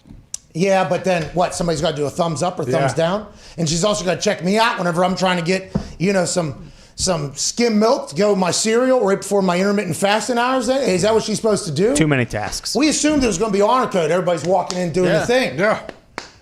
You can't be saying it, though, if you're trying to raise the numbers to open up stuff. To raise. You're killing the code. He's killing the. He's killing the code. The kayfabe, as you say, right? Bingo. Yeah. That's exactly right. But we don't have a high enough percentage of people vaxxed in his eyes to do anything. So once we get to a point, he'll do it. But now he's telling people we're doing the honor code. It's like, can we just have the fucking Lucas Oil Stadium filled this fall? Can we just say that? Can we just say it? It has to be. There's no. I don't see. How would it not? You're not here. You don't see this guy. You don't get it, AJ. You don't get it. You don't get it. Other places are giving away guns and dope. Doobies. Giving free away, doobies. They're giving away $1 million. Where's that? Washington State. Go ahead and get a joint for a jab, dog. Come on in. Here you go. Come get some dope. Go ahead and get a little vax. Fucking let's get back to it. Whatever the case. Whatever the case, by the way, the Washington State residents that didn't get the vax, by the way, and they're going to walk out with a free J, they're going to tell everybody, I'm fucking smarter than you. I did it. What were you guys doing? You're getting that shit. Honor code. Look at this. You got a doobie Got with some your OG, dude. Got a doobie for my troubles. Think about the mids and Bush that they're going to be handing out. These are going to be terrible joints, but sometimes you got to do what you got to do to go ahead and get your joint for your jab. But anyways, that's not the case here. It's like, nah, I'm not giving away anything, and it's honor code, but we need this to jump 20% of it's like. Okay. Incentivize me. That's right. One time. Cowboy there is I'm representing. holding out until I get incentivized. Hey, as soon as he says, "Hey, we'll give away some," I don't care what it is. hey, we'll give away some. Give me a koozie. We'll give you $50 in gambling credit. FanDuel. Diggs would be like, "Give me 4." Sounds good. I'll take all How three. many? I'll take all the options. $150. Let's do it. Whatever the case, whatever your decision is, cool. But I just think if you're going to try to get somebody to do something that they obviously don't want to do at this point, telling them that the honor code's going to be the way, telling them that that's going to be, I don't know if that's going to move anybody. And if we don't have a full stadium this fall and every other stadium's filled, that would be a wild time to be a Colt fan, especially without Julio Jones here. And that's what they should say. Hey, if you want Lucas Oil to be full, go ahead and get it. That's the incentive right there. It feels like that would be a good move. Maybe give a Colts hat away. Or, as hey, well. how about this? Yeah. Season ticket somebody will win. Boom. There you go. A suite to a game somebody will win. Oh. Give me a T-shirt. How about this? A jersey. How about this? Yeah. Pennant. I'll give away, Not a pennant. I will give away a suite to, if they're not all sold out. So I have to have this.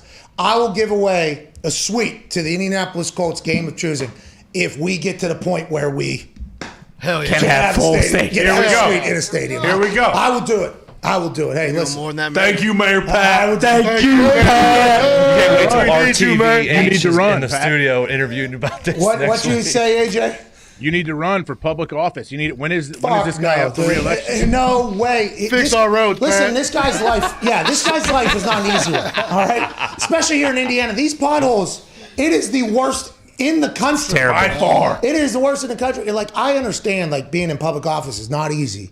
But goddamn, how is this dude so much different than literally everywhere else? I don't fully understand. Maybe he's the greatest of all time. And maybe maybe history will say this guy. Have him on the show. I don't think he's going to come Yeah, on the show. maybe- I mean, with the things I've said. I think he would want. I would think he'd want to clarify what you've been saying. Probably he probably views it a little differently than you do.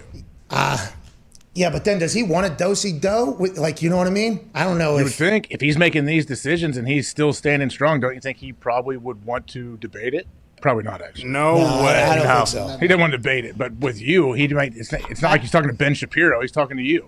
Well, also, but in Indiana, though, you know, like, I don't think I'm the person he wants to talk to in Indiana, you know? Like, anywhere else, maybe. In Indiana, though, hey... But do you feel where you guys are at? Do you feel there's a bunch of people on the mayor's side that are with him? No. 0% chance. No. That's why I finally have, like, been like, yo, come on, dude. Like, hey, I understand your job is not an easy one, but fucking, hey, how are you?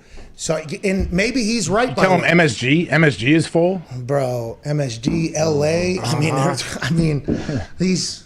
Chicago. Everywhere. Boston. Everywhere. Yeah.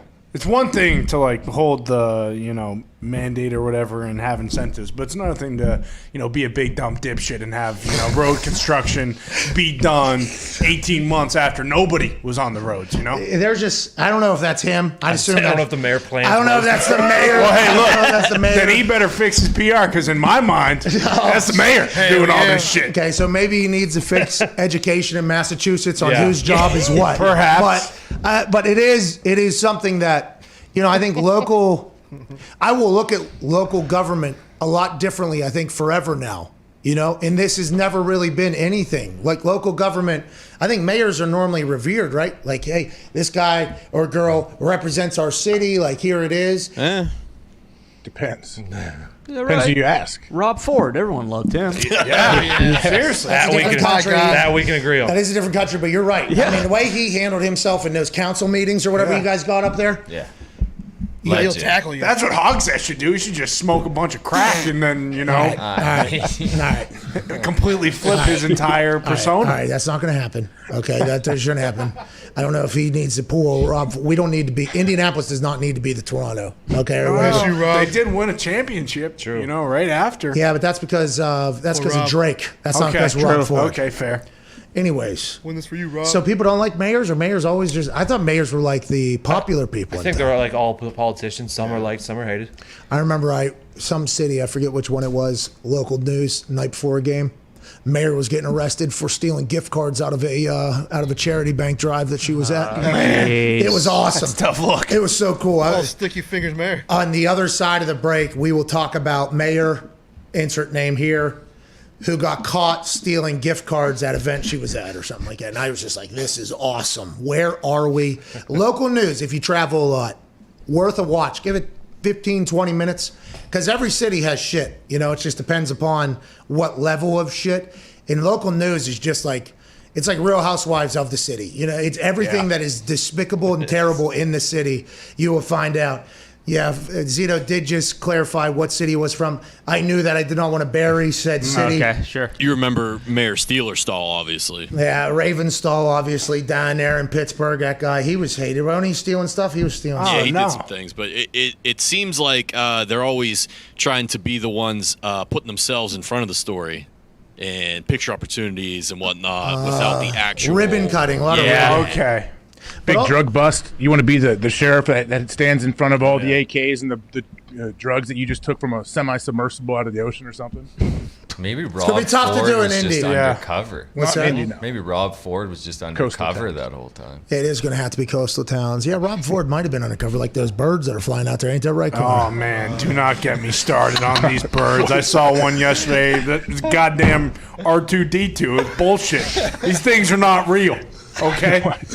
AJ, don't be so thrilled that we got this. AJ, you should have seen this bird servicing yesterday. It could mimic exactly what you say. It was horseshit. And this wasn't a parrot, okay? It's a little bird. Wait, where? I'll send it to you. It was on the internet. It could have been a fake bird on the internet. No way. Yeah, it could have been a CGI graphic of a bird, and it has got him completely rattled, like Zimberg cage. Okay, that's like this goddamn mayor.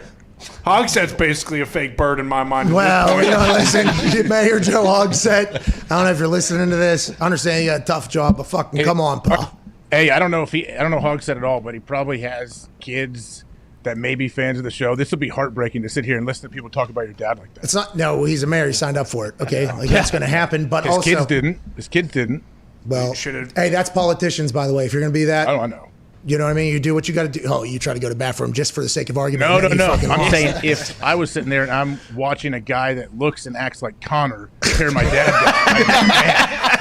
down, this is tough. Aristotle Part 2. Hey, I'm just reporting on what I'm seeing. What I'm hey, seeing is a Hogsett job. If there are Hogsett kids, which I'm not sure, no, this ain't you. Okay, and you probably ain't the little hogs. And there ain't no reason. Aristotle's the only kid, right? Well, and also, if the Aristotle Hogsett's out there, you know that you are definitely smarter than this guy. Yep. Yeah, you think Aristotle's the only kid who's ever dunked on me, AJ? Well, I live under the rim, buddy. Hey, but hold on. Okay. Hey, but you're going to get some blocks down there. That's right. I'm going to get my swats in, but I am going to take a couple posters on my way out, too. You're going to get got every once in a while. Got to get got more than you get got, though. No, you got to get yours more than you get got There there. it is. Yeah, he almost just got there by a quote from Marshawn Lynch, but the thought of him being from Boston and yelling at kids and chastising children is just a natural affair there, especially if they're a Yankees fan. We've seen it the other way now, the other night. Or last night maybe. A lady Yankee fan was just chewing out 4 Red Sox kids just at a rapid rate. I don't know how you big city folk just decide, like, I'm going to tell a little kid to go fuck himself. But I love it. I wish I had it. I'm scared of those little things. No. You could potentially be corrupting this kid to become the next Manson. True. Like, don't you ever feel... Well, that's why you got to draw a line. You can't cross into, this kid's religion and stuff like that. You just got to eviscerate who he is as a person who you're looking at. As long as it's not your name on the list at the end of the day. Jesus. Manson. I mean, you grew up right up the street. You're telling me that you're going after kids out there? If they deserve it. They're going to learn someday, Pat. Might as well be for me. Hey, Pagano said it. Man sharpens man, just like iron sharpens iron. You gotta let those kids know. Man. Did you hear that? Yeah. Say it. Man sharpens man. Okay. What did he not say there? Boy sharpens boy. No, man sharpens boy. Okay, for good reason. That's what you guys are trying to do out there. Parents sharpen children, but so if the children's parents aren't going to do it, someone's got to do it. Golly, dude! Whenever he started chewing out these kids, and then inevitably gets dunked on by the same kids later, I'm like, why are you even? What are you doing? What are we even doing here? Do your kids talk shit to adults, and is that banter that happens in the adult parenting world? No, I mean my kids talk to me like that, and maybe my brother or like family members joking around, but they would never. Unfortunately, they're shy around most adults. Like they're not going to go up and just randomly talk to adults. I am scared to death of kids. Don't like them and scared to death of them. It is tough. That's why you should talk shit to them. No, I do normally, but it's normally in a compliment. Oh, you know what I mean? Normally it's aren't you just the Cream of the crop. And then right back, it's like, yeah, I am actually, and I'm not gonna leave you alone because I can sense you fucking despise me. So I'm gonna be here all goddamn day, even though there's 100 other people in this house. Why does that happen? Kids, they can smell fear. Get the fuck away from They me. sense that. They can sense weakness just like dogs. Yeah, by the way, that is something that's real. Crowds can do the same if you ever decide to do stand-up or anything. That's why whenever I was somebody... thinking about it. Yeah. That's why whenever, on this show, whenever somebody comes onto a microphone, like one of my only tips to people, whenever they come on the show, like, hey, or do any shows, I'm like, when you come onto a microphone the first time in the show, you got to come hard. Because if you come soft at all, everybody's going to think that you're scared. Everybody's going to think you're nervous. You got to come in there and set the tone. You come soft. It's tough, man. Yeah. You said it.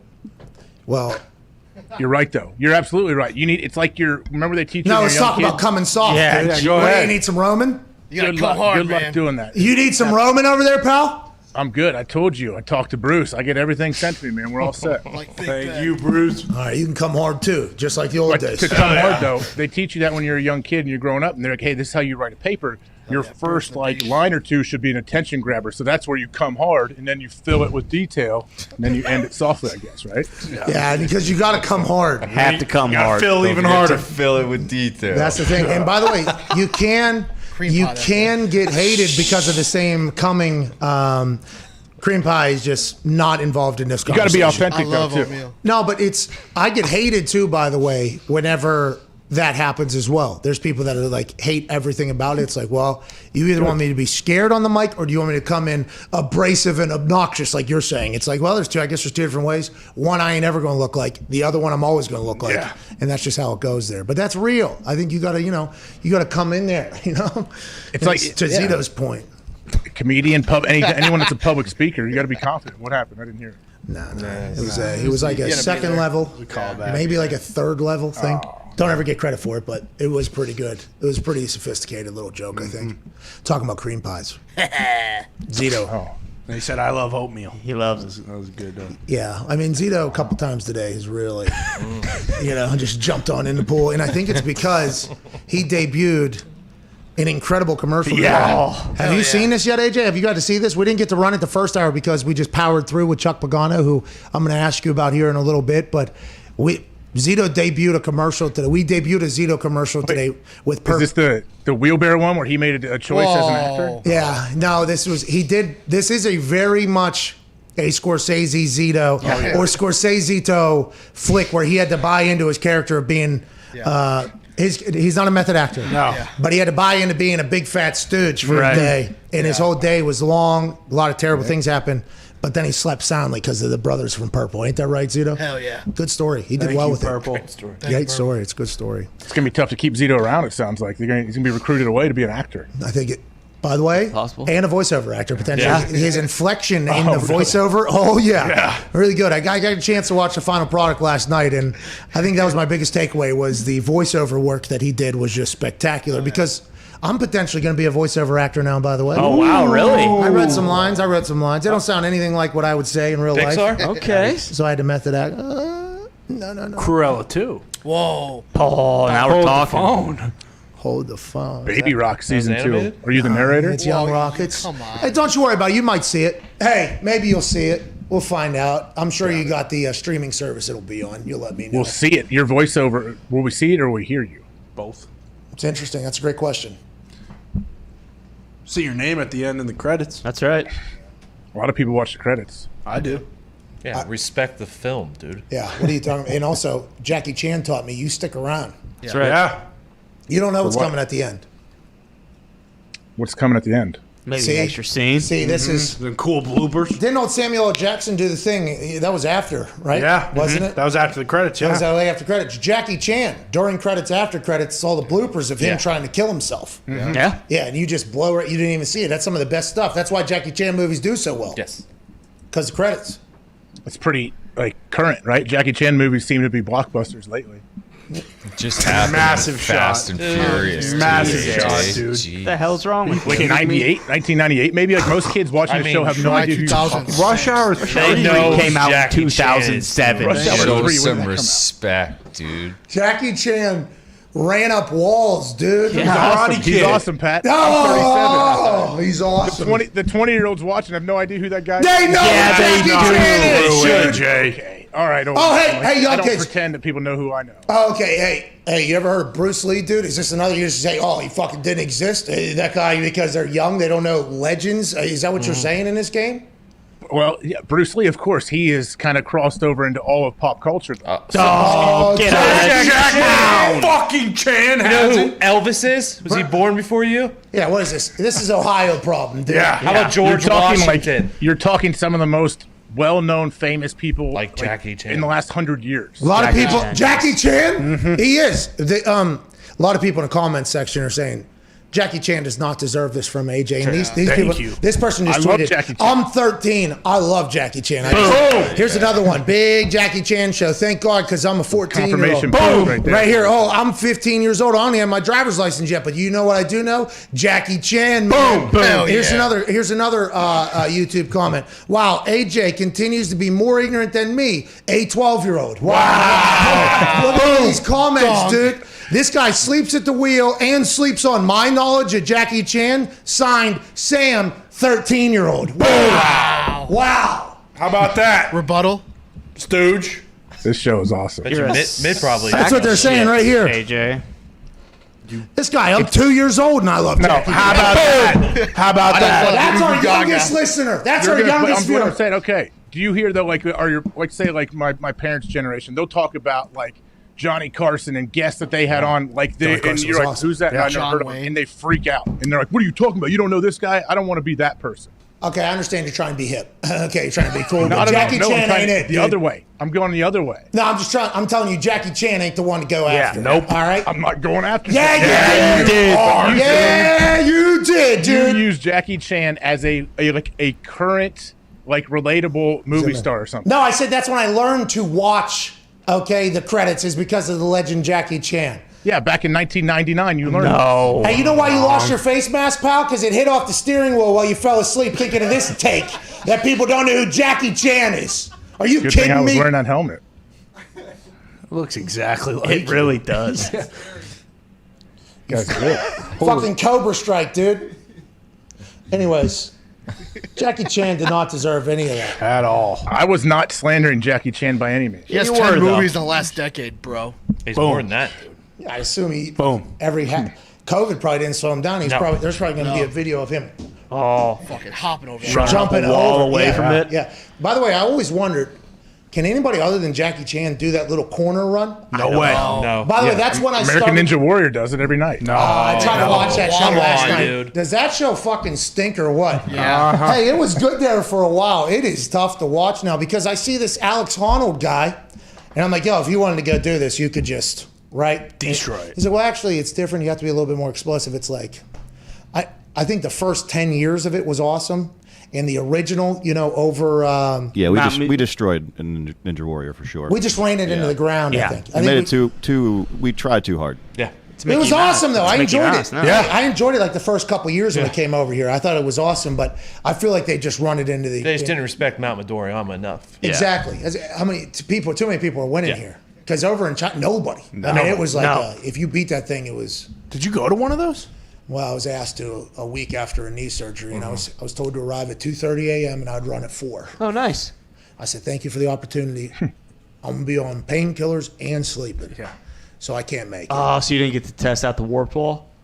No, I didn't get a chance to run it. Connor Daly did though. How'd he do? He did pretty good. I think he fell in that first one. I think Bill did too. I remember him. Bailey, saying how'd that. you do on it? Bailey did it because he was working with Bob and Tom at the time. They invited everybody down there. It was an overnight shoot in the middle of downtown, shut it all down. It was really spectacular build-up, to be honest with you. Yeah, truly. Bill, how'd you do on that thing? Did you end up in the water, pal? Did you win? Yeah, so I started doing like with the front like pads where it's like 5 alternating pads. They don't tell you that's like skateboard sandpaper, very very rough on the skin.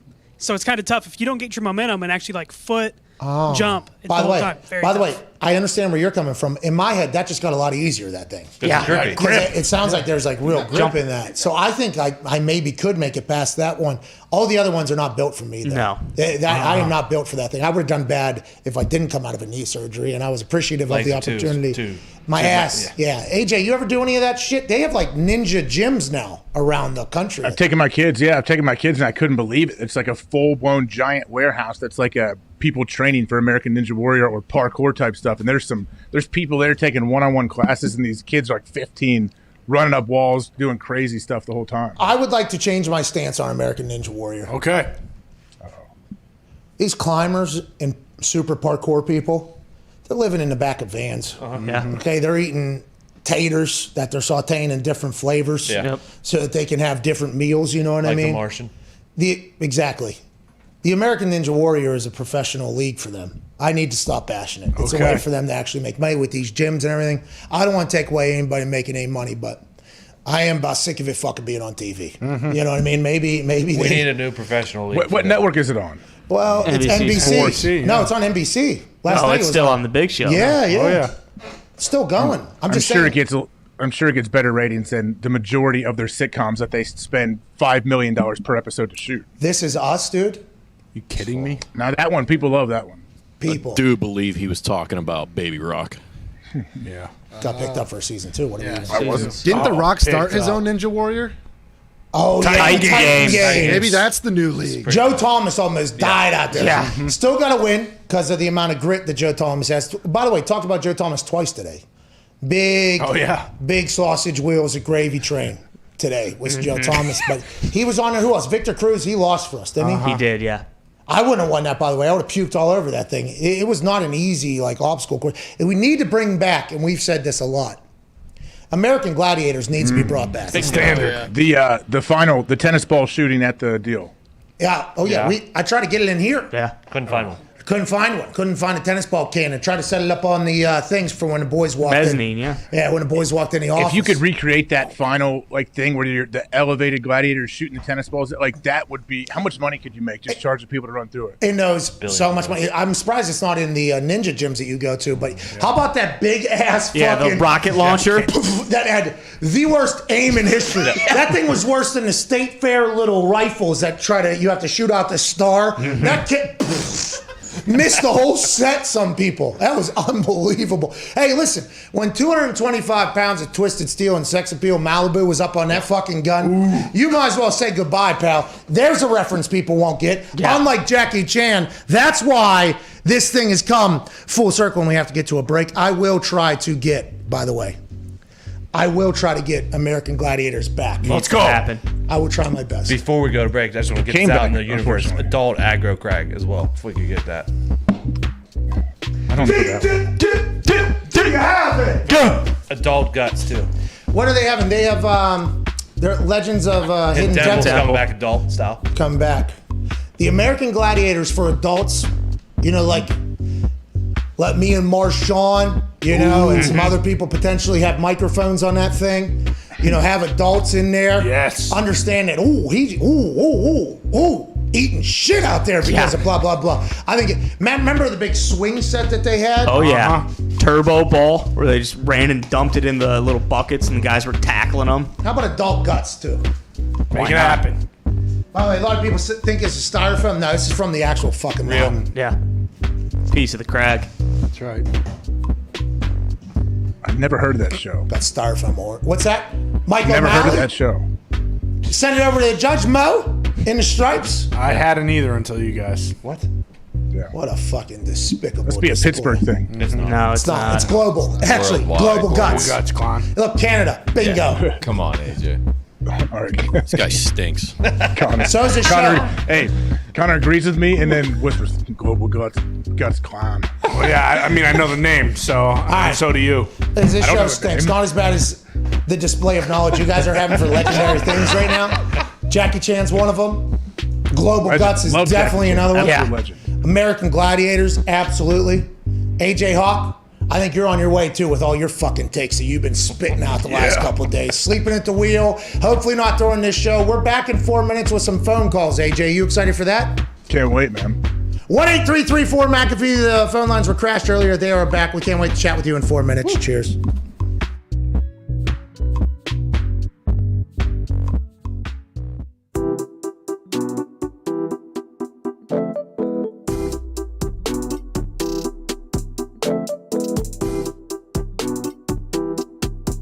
Game, so you know. Hey, Carmine, we're dropping the puck soon here, huh? Yeah, what's going on here? Like, what is this? War and peace here? You haven't even given us. I love you, Carmine, but what the hell is going on here?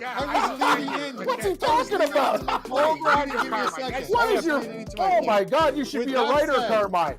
Hi, I'm Carmine. Can you read my? What a book! 2,000 pages. Guys, Carmen Bianco. I'm about. I know they're all a bunch of ramblers. Ramblers.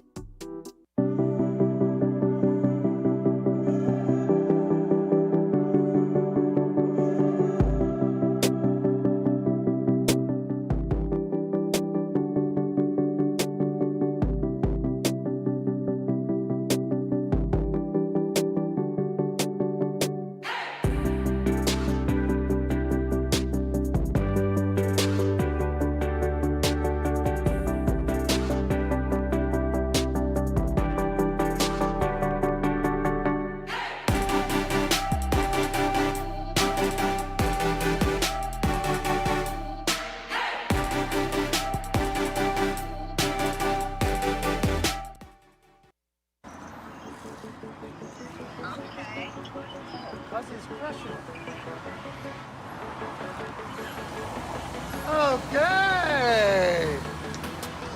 Okay.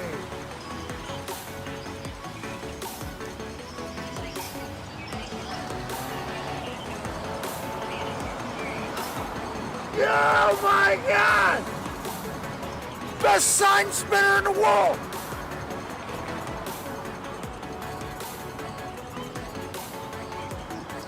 At least now he says, that was unbelievable. Bro, yeah. Thank you for what you just did right there. What's your name? Mike. Mike, where you from?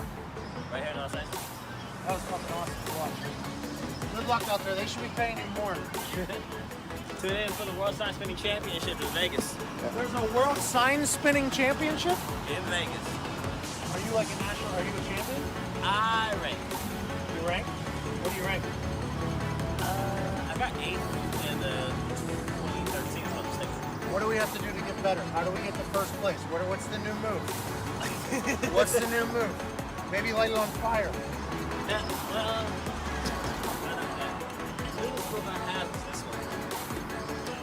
Oh! Least now! Oh my God! If I was getting to the end with the kickflip, I don't know how you're 8th in the world. You should be number 1. And if I was leasing a place, I'm fucking coming here. Oh my.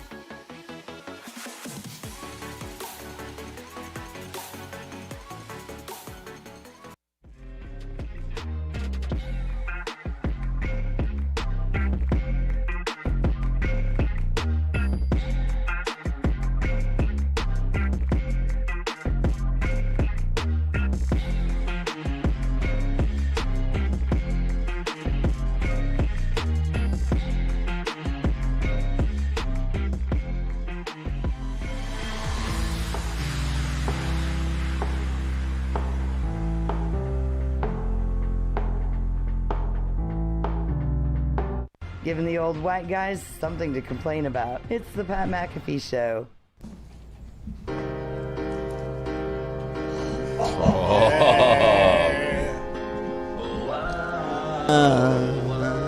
Welcome back, dude.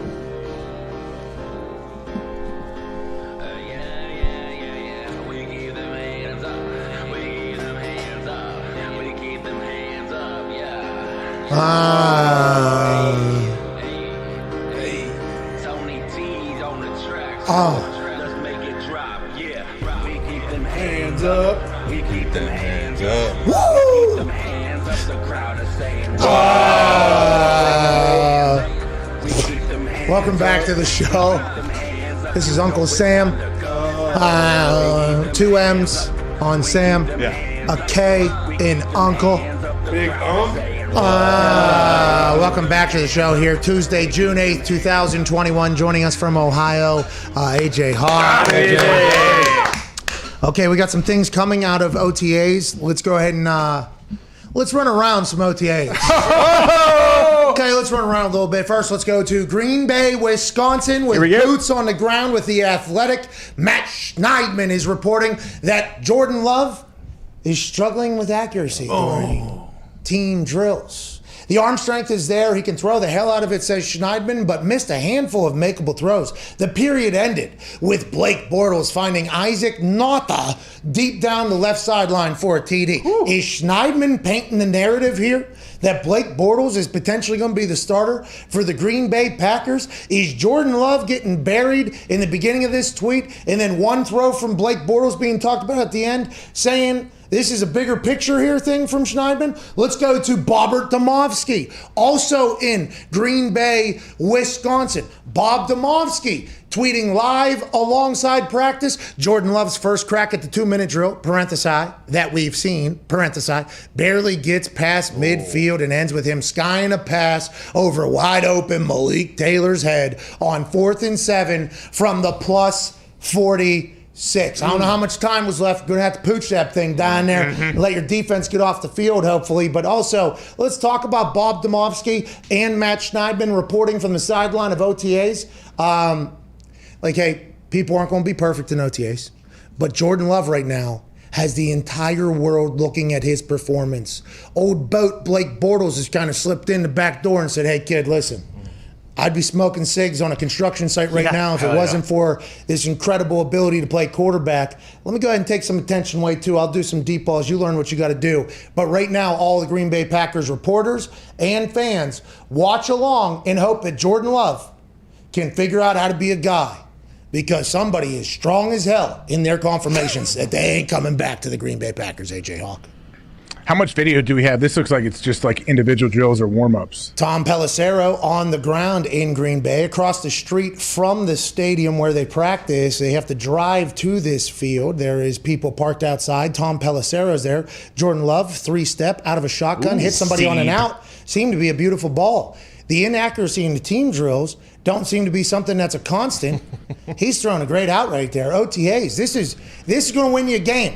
Okay, in October, November right here, if you're Jordan Love. These reps are valuable. QB1 for now, says Tom Pelissero. Blake Bortles must be in second string, and then that guy from the Falcons that can also punt the ball well, he's probably in there. Kurt Benekert's down there. There's reports he throws a pretty ball. Yeah, he does. He punts one, too. You need to fucking watch it down there.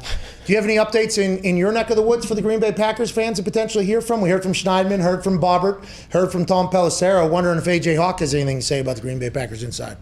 No, I mean, it would be tough, I think, with OTAs being in Jordan Love's situation. Any really young player, too, that's stepping into a quarterback, like every throw you make in practice is going to get dissected and will be evaluated from media members, and it's how they see it. And sometimes they may not know the drill. They may not know what's happening, but, man, I don't know. Because any good throw you do have, guess what, means nothing, like, once the season comes. So it's only, like, bad. And you're only being compared to Aaron Rodgers.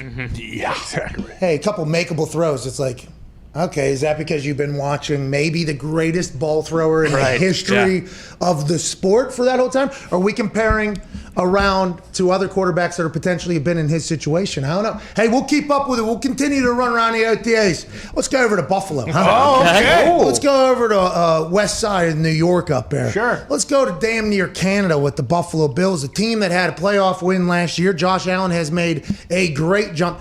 A guy that's supposed to be on our show in about 39 minutes or so got into a little bit of a scrap. Whoa. A rare OTA fight broke out. Not that rare, actually, Jay. Now, maybe in the modern world, I've seen plenty of OTA fights because actually no pads. Who's going a hundo? Who's not going a hundo? Who's paying back? Who's not paying back? Offensive line, defensive line. There's going to be scraps. I've seen that before. Maybe not in Buffalo, though. Maybe it's a new era in the NFL. A rare OTA fight. A.J. Epineza intercepted Josh Allen at the line of scrimmage and returned the ball for a touchdown. John Feliciano, who's supposed to be on our show in 27 minutes, chased him down in the 2 exchange words before AJ fired the ball at Feliciano, who then tossed a punch in a melee ensued. Whoa. Once again, did not read the entire thing. Offensive line, or defensive line. Would have never guessed that they're fighting. That is just kind of how it goes in this whole thing. We'll talk to Feliciano about it. I don't think this is that big of a deal. Happens in practice. You know, emotions can run a little bit high, especially in hand-to-hand combat positions like O-line, D-line. But the reason why he's coming on the show is because he wants to fight you too, AJ. I don't want to fight him. I want nothing to do with him. He is an absolute monster. But I think it's a good thing for the team that they got into a melee early on too. Like, hey, this will help their team gel together, I think. And set a tone too, like, hey, we're gonna go. Yeah. We are gonna go. Yeah. Now, obviously it's never good. You're wasting energy on fighting. A lot of coaches go, oh, you're not tired, huh? Oh, you got all this extra energy, huh? Run it again. And everybody's just got done with a fight, so you see a lot of this from the big guys. The offensive linemen, there's a lot of this. There's a lot of like, what's the play? You know, there's a lot of the D linemen, they're down on a knee before the thing. Because fighting, as we have learned, takes a lot out of you. Yeah. And that's like the classic football coach response, like, oh, we got a lot of energy, huh? Oh, let's add 4 or 5 more periods. Let's go ahead and do it. You guys aren't tired now? We can run cardio at the end. Let's do that whole thing. But football practice scraps happen. And maybe not as much anymore, I'd assume, because the change in culture and stuff like that. But in a violent sport, there's a chance that there could be a misunderstanding between two people. And I've seen more than enough awesome fights in a practice field that, like, I wish I kind of seen this one. If he chased him down, by the way, that means everybody else had to chase too. So that's like a coming out of the bullpen, like a baseball type thing. And by the way, the defense has to sprint down there too to get on. I mean, that's the type of shit I would like to see. Like, how did they execute this? Like, who did the defense run through the offensive line to then fight back? Did they go around? Because a pick the other way, I don't know. Whole field switches. Hey, Depends how far. Depends where they were. Like if the Bills were working on red zone, he had to take it 80 yards. Then that would be tough. Well, that might be why Feliciano was so pissed. Like, okay, fucking mother. All right. How about him running? He's gonna be dead tired for this interview. Oh yeah. He's gonna be dead. Or juiced up. No. He's gonna be dead. I've never seen somebody get into a brawl at practice that isn't completely exhausted after practice. Just completely exhausted. Because, by the way, that defense that you just got in a fight with, if this is not the end of practice, they also, I mean, they're still a little, They saw it. you know, old habits die hard type. You know what I mean? Like, that is, I got into one. Oh. Literally just to get into it. Like, you know, it was the entire team was having one, and it was drifting towards where I was hanging out in between the fields. Helmet on. Yep. Flying. Like, just strictly for the entertainment value. One jumping in, push. I forgot who pushed me. They look, what the fuck? They went to somebody else, and I just walked out of it. I would have blasted you, man. That would have been so fun to look for you. If I wasn't in the fight, I would just look for you and just pick you off. Like, where's he at? Come on. I had my helmet on. I wouldn't have been worried about a damn thing. I was strapped up in there. Hour 3's on the other side. Maybe Feliciano as well. Fresh off a fight. Today's event is me versus a Carolina Reaper pepper. A pepper that has what? 2.2 million Scoville on average. I think it's pretty much the hottest pepper in the world. In comparison, a jalapeno is 6,000 Scoville. For every second after it is in my mouth, I don't grab this milk. We'll give $25 to a random person in the comment section right now. $4,500 feels like a good amount to give away, though. And that'd be 3 minutes. This is going to be a long 3 minutes. That's redder than devil's dick. That crunch. How we doing so far? Doesn't look too bad. I should have taken a drink of water beforehand, though, because I think I had a dry mouth. I had a little cotton mouth. Oh. Oh, okay. Once the hiccups start, I think you're just about done for. What's your biggest regret in life? Do you have 2 more minutes in you? I think it's just starting to hit like the peak. The curve on this thing is just starting to go up. You are handling this much better than Bill did, though. You are, yeah. Billy Tubes was puking 10 seconds in. 130. 130. It's burning my esophagus. Do you feel like you're gonna puke? And that milk looks ice cold too. No. Beer that broke my heart. Hey, one more. Yep. Now we go. 8, 7, 6, 5, 4, 3, 2, 1. Dance with me. How you feel now? A little bit better, but not great. Oh, God. That's a bad idea. I need more. More milk.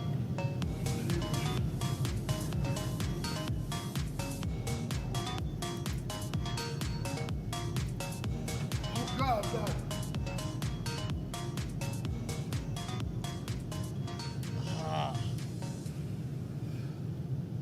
Yikes.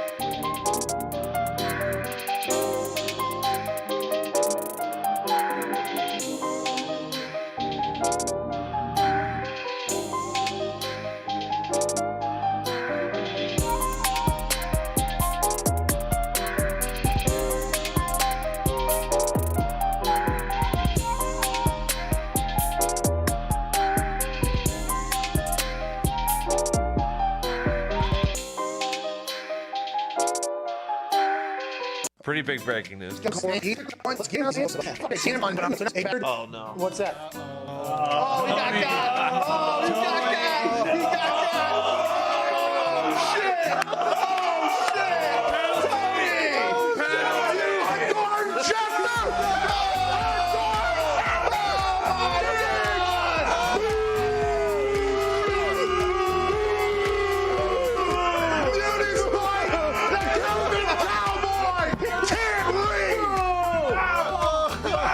We got to get to a goddamn break. Can't happen. Oh, no. Can't win with it.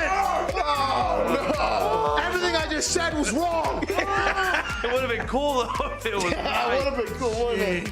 Dick just got it, Darn Schefter. Oh my It was at Ultra Weed Hater. Oh.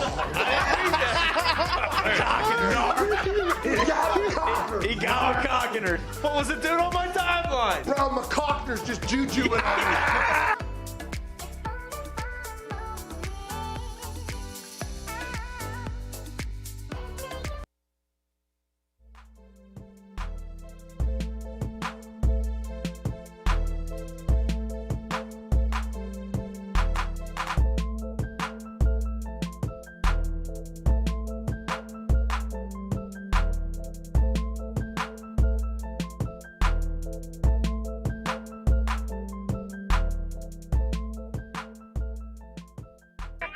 The Pat McAfee Show.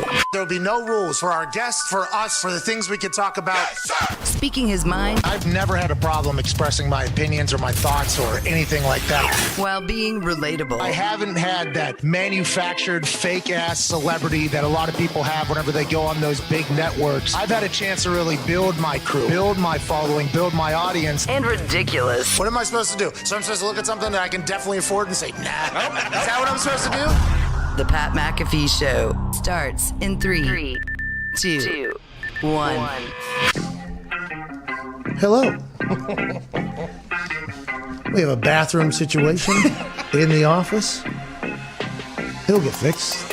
Yeah. I don't know, actually.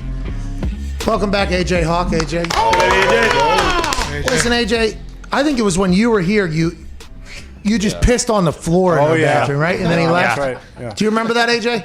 No, I remember getting a text from somebody saying, hey, did you piss all over this bathroom? You covered the floor.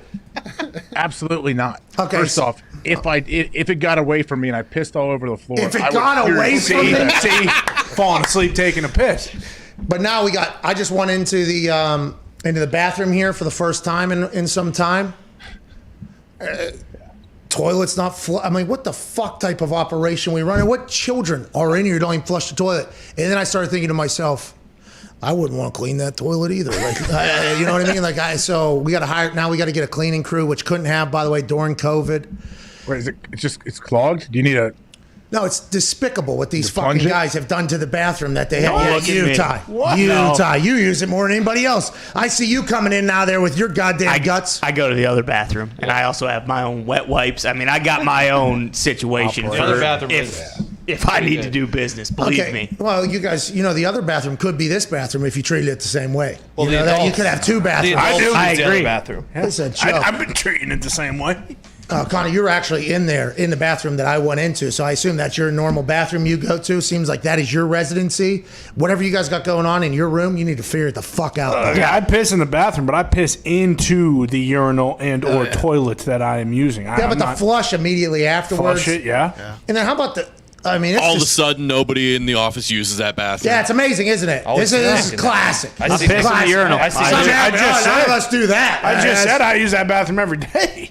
Yeah, I know. You're a part of the problem. So you have been ruled in as part of the problem. Also, Jason McAfee seems to be a rather large part of the problem. I am not, and I hit the button. It, No, I don't know why yeah, it didn't flush. convenient, convenient. That's the weirdest. I always flush, right? I don't know. Yeah. I don't know why I have to defend myself over this. Well, because you did. Because I just went in there, and that made me think, they're not even flushing the toilet in here. And then I went and did a little look-see on, that's disgusting. That's putrid. Oh, my God. What are these fucking guys doing in The here? real issue is the urinal is shaped like a spoon. Yeah, it's a bad urinal. Bad urinal. I'm surprised we made it that long with that urinal, and that makes sense. That's why AJ just pissed all over the floor when he was out. Right. No. What you got? You have logs sitting in the toilets over there? No. No, just classic toilets disgustingness. Yeah. I mean, I went in there. It's not like it was sterilized. It wasn't completely clean, but it was all right. Is that why you pee on I the know. floor? By the way, this is the first time, and yeah, did you want to ruin it? But this is the first time I've gone in there where I've been like, this is a problem. Hey, this is a problem. By the way, because done an incredible job with the place, I think. Like for a long time, yeah. For the humans that are in here, the mindset of children that a lot of people have in here, the lack of respect for anything really from people in here. You know what I mean? What is that? You know what I'm saying? No, I don't know what you're saying. Yeah, you know Actually, what I'm that's saying. what I was trying to And clarify. the bathroom this is the first time I've gone in there where I'm like, yo, this is a fucking problem, dude. Yeah. Like, what are we even? This is a problem here. We need to figure it out. I agree. It's a certain group that isn't conditioned at home. Like, hey, you can't have this happen. Yeah. Which group? Say, you keep eyeing me down. Yeah, I'm not no, living you- like Tony, an animal here. Tony, you keep looking at Not me. a chance, pal. Just the pub. A lot of pointing fingers over there. Whoa. No, but what's Jay's excuse? Jay, this whole thing started because Jay just left an entire gallon of piss in that thing. Yeah, big old pee. Unbelievable. Thanks, Jay. Was a good pee, Jay. You're welcome for bringing light to this problem. Thank you, Jay. Yeah, that's what Jay was trying to do. That's me and my brother are always on the same page. He doesn't talk a lot, but he and I are normally on the same wavelength. He seen me getting up to go in there and was like, "All right, pal, you need to look into this shit. We got some children running this operation." We did lose the door lock on one of the stall doors in there. at one point. What is this? The Oakland Coliseum? Do you remember that Oakland Coliseum? Whatever. They didn't even have doors for the shitter. It was like you went into like a jail bathroom in there in those old locker rooms. Maybe that's what we have to do in order to expose whoever's causing this problem. It's you. It's you. not me. It is literally it's you. not me. You were in the bathroom while I was taking a piss. I peed like a normal man. You Somebody's tightened up though. already exposing themselves in there too, because there's like a Manscaped sesh going on top of that's that the piss all thing. over the I don't know if goddamn it's That's what I'm place. talking about, by the way. Whenever you're saying is there logs everywhere, there isn't logs. It's just everything else that's like, what are you guys doing? Why would there be any Manscaped products in a public bathroom? Hey, by the way, that is why we were talking about this right now. There's somebody in here, led by Connor, Why are you looking another at me? team of people that just have zero respect for anything. I Have came zero- in with a fresh Manscaped on my face. I can prove That's it. not ain't talking about your face. Talking about your ball sack. Talking dude. about shaving your You think I shaved my face and not my pubes in the same session? I'll drop my back to pants right sports. now and show you it needs it. Oh, we don't need That that. doesn't help. There you go. That's We don't need that. Tony's flaking off when he's taking All a right, pee. all right, let's get to it. Fucking Tony. Hey, hashtag SeatGeek is back. Yeah. And we couldn't be happier. Yes. Not going into an ad after that. Welcome back to the show. Hour 3 here on this June 8th. Can you give Manscaped one or? First day at Run the graphic. manscaped.com/Pat. Dude, take care of yourself so you don't ruin bathrooms in public. Like Boston Connor. Whoa. And now, very evidently, the COVID cowboy turned Diggs. No, that was evidence that it was not me. No. I think you actually. You got pubes Your that are falling pubes is out. falling out. You're getting old. Well, unless it's the one stall. I only use one stall in this place. Of course. And it's the adult bathroom.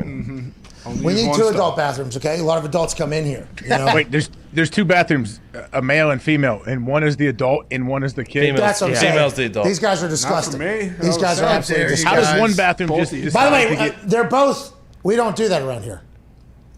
Whoever wants to use. Hey, Of listen. course. But how does one? Bathrooms It's- aren't like, hey, you know what? This one's so awesome. I can just be free in this one and it's well, the garbage. adult one actually has a rule: only one person in at a time is Yeah, allowed. and let's get to this though. Both of them are whatever sex. You know, it actually has the.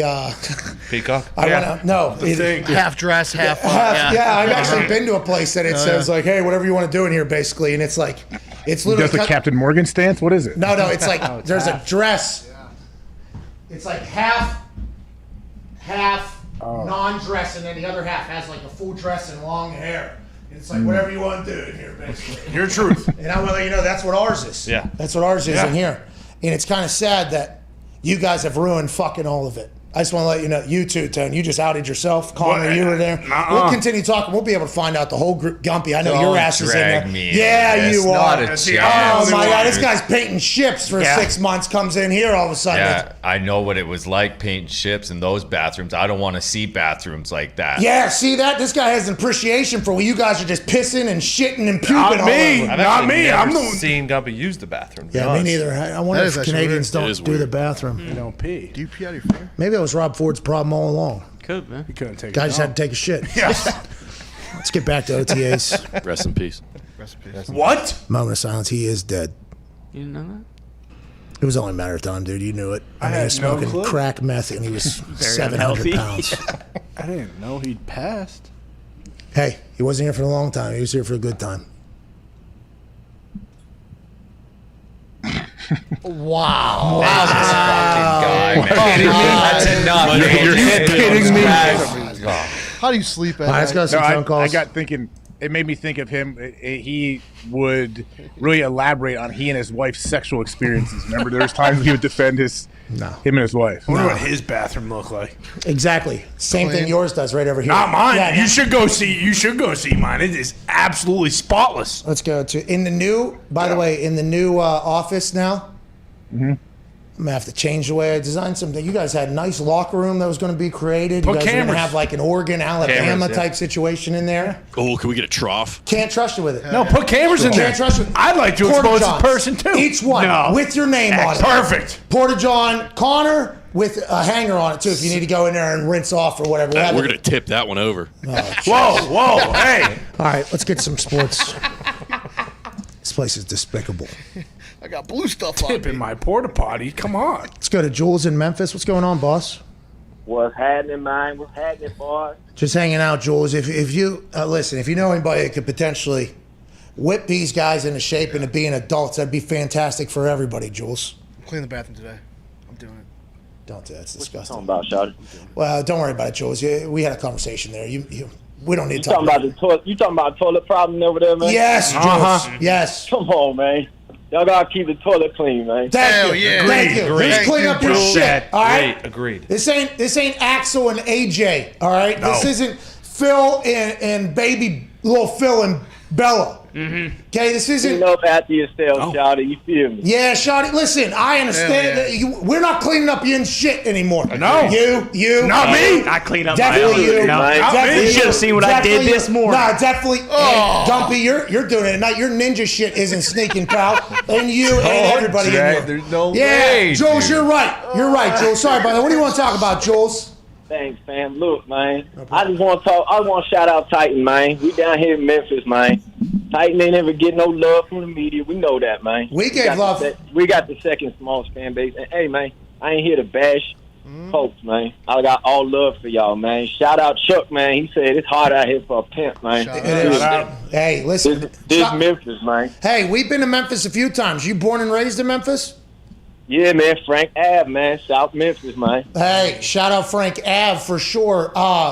There was this Australian guy that told Ty that if he went to a couple different places in Memphis, he would get his throat slashed. Yeah. Was that guy fucking with Ty, or is that real? Because we've had great experiences in Memphis. Oh, yeah. Hey, man, they good spots, but believe that. Shout out to Jules, man. Go Titans. Go Titans. Tighten up.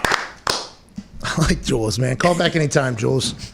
Anybody that says shoddy in their real lexicon and it sounds natural would like to have as many conversations with said person as possible. Jules, Memphis. Man. Hey, Memphis Bleak ain't nothing to fuck with either. Don't you worry about that. And also, there are some places. This is a good place. Yeah, after 10 p.m., you will either get your wallet stolen or your throat slashed. One of the two. Other than that, it's a pretty nice place. You guys? You four? Oh, you guys would not fare well down there. Do not go down there after 10 p.m. They will slash your throats. Let's go to Mitch in Detroit. What's going on, Mitch? Hey, how's it going, guys? Hey, better than Matthew Stafford when he was like a cicada in the dirt for 17 years in Detroit. Sorry, Mitch. You didn't know that was coming, did you, Mitch? Was not expecting that, no. That's you didn't deserve that, Mitch. What do you want to talk about, dude? Cicadas are loud now. Don't you worry about it. What do you want to talk about, Mitch? They are. You know what's louder than cicada? A lion. In Detroit with MCDC getting that lion. Do you think it's going to be caged or on a leash? Yeah, see, Mitch, great question, and we appreciate you bringing that up because I think we do have the most well thought out version of the live lion on the sideline for the MCDC-led Detroit Lions.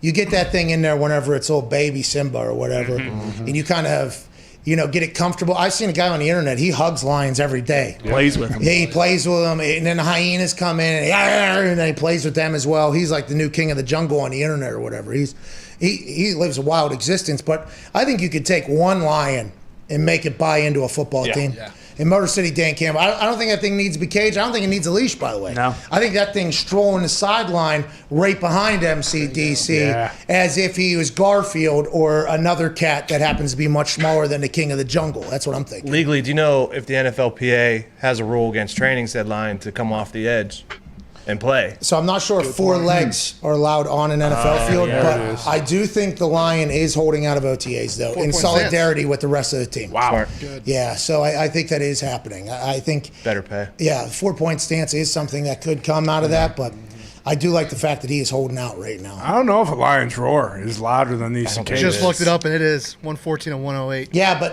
whoever you just asked is not in my house. My fucking ears were ringing last night. It's not updated numbers. It's not a sustained 8 hours at a time either. My ears were ringing, AJ.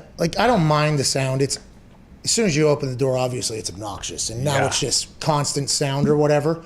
But I went back in. It was like I had just got done in a stadium, like Houston. There was a couple times we played in Houston where, like, my ears, once you go back in the locker room, it hurts. Like, you actually feel it a little bit. These cicadas got me last night. They were howling, dude. They had a full concert. It was like Red Rocks. They had me completely surrounded, just yelling and echoing. It was unbelievable, dude. When do they fucking leave? 3 more weeks. No, they'll be here till September. Hey, Lion's Roar is real, by the way, AJ. What do you mean? When that thing gets going, nice and every documentary you watch, that thing rumbles. Yeah. Rumble. Yeah, I'd say slide. Rumble, young. Yeah. The Columbus Zoo, Jungle Jack Hanna. I know he's had some health issues right now, but we see lions, tigers, everything over there. It's awesome. Rest in peace, Jack Hanna, by the way. He's alive. Oh, no. Thank God. Oh, no. Didn't want to have to do that again. Can't lose Steve and Jack. No, cannot. No. You know, little buddy Irwin, though, Jack's kid, or Steve's kid. Doing well. He's awesome. Crushing. Yeah. So's his daughter just got married too, right? Yeah. Yeah. Really? She's got a cool name. Can't think of it. Bindi. There it is. Congrats. All right, here we go. Shrimp on the barbie.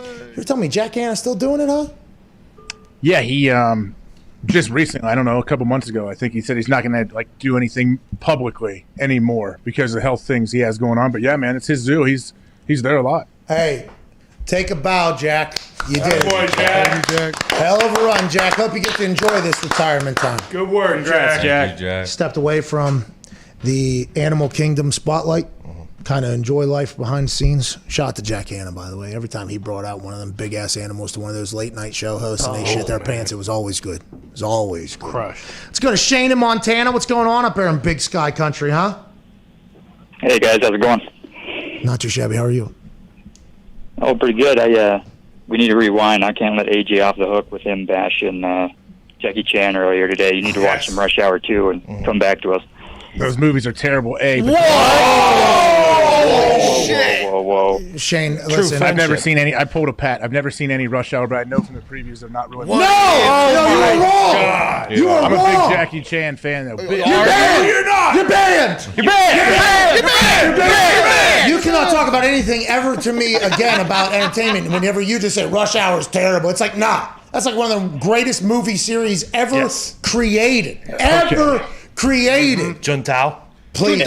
You don't fuck with Juntao, dude. He had that dyed hair. Bro. Oh, yeah. Beach Boys. What is it good for? Absolutely nothing. Who? Say it again now.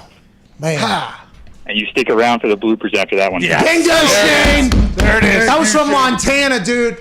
I didn't even know they had, movies in Montana. Put that guy in the Hall of Fame of callers. Fucking Shane, dude. Call back anytime, pal. Let's go to Andrew in Pennsylvania. What's going on, Andrew? Well. Can you hear me 5x5, Pat?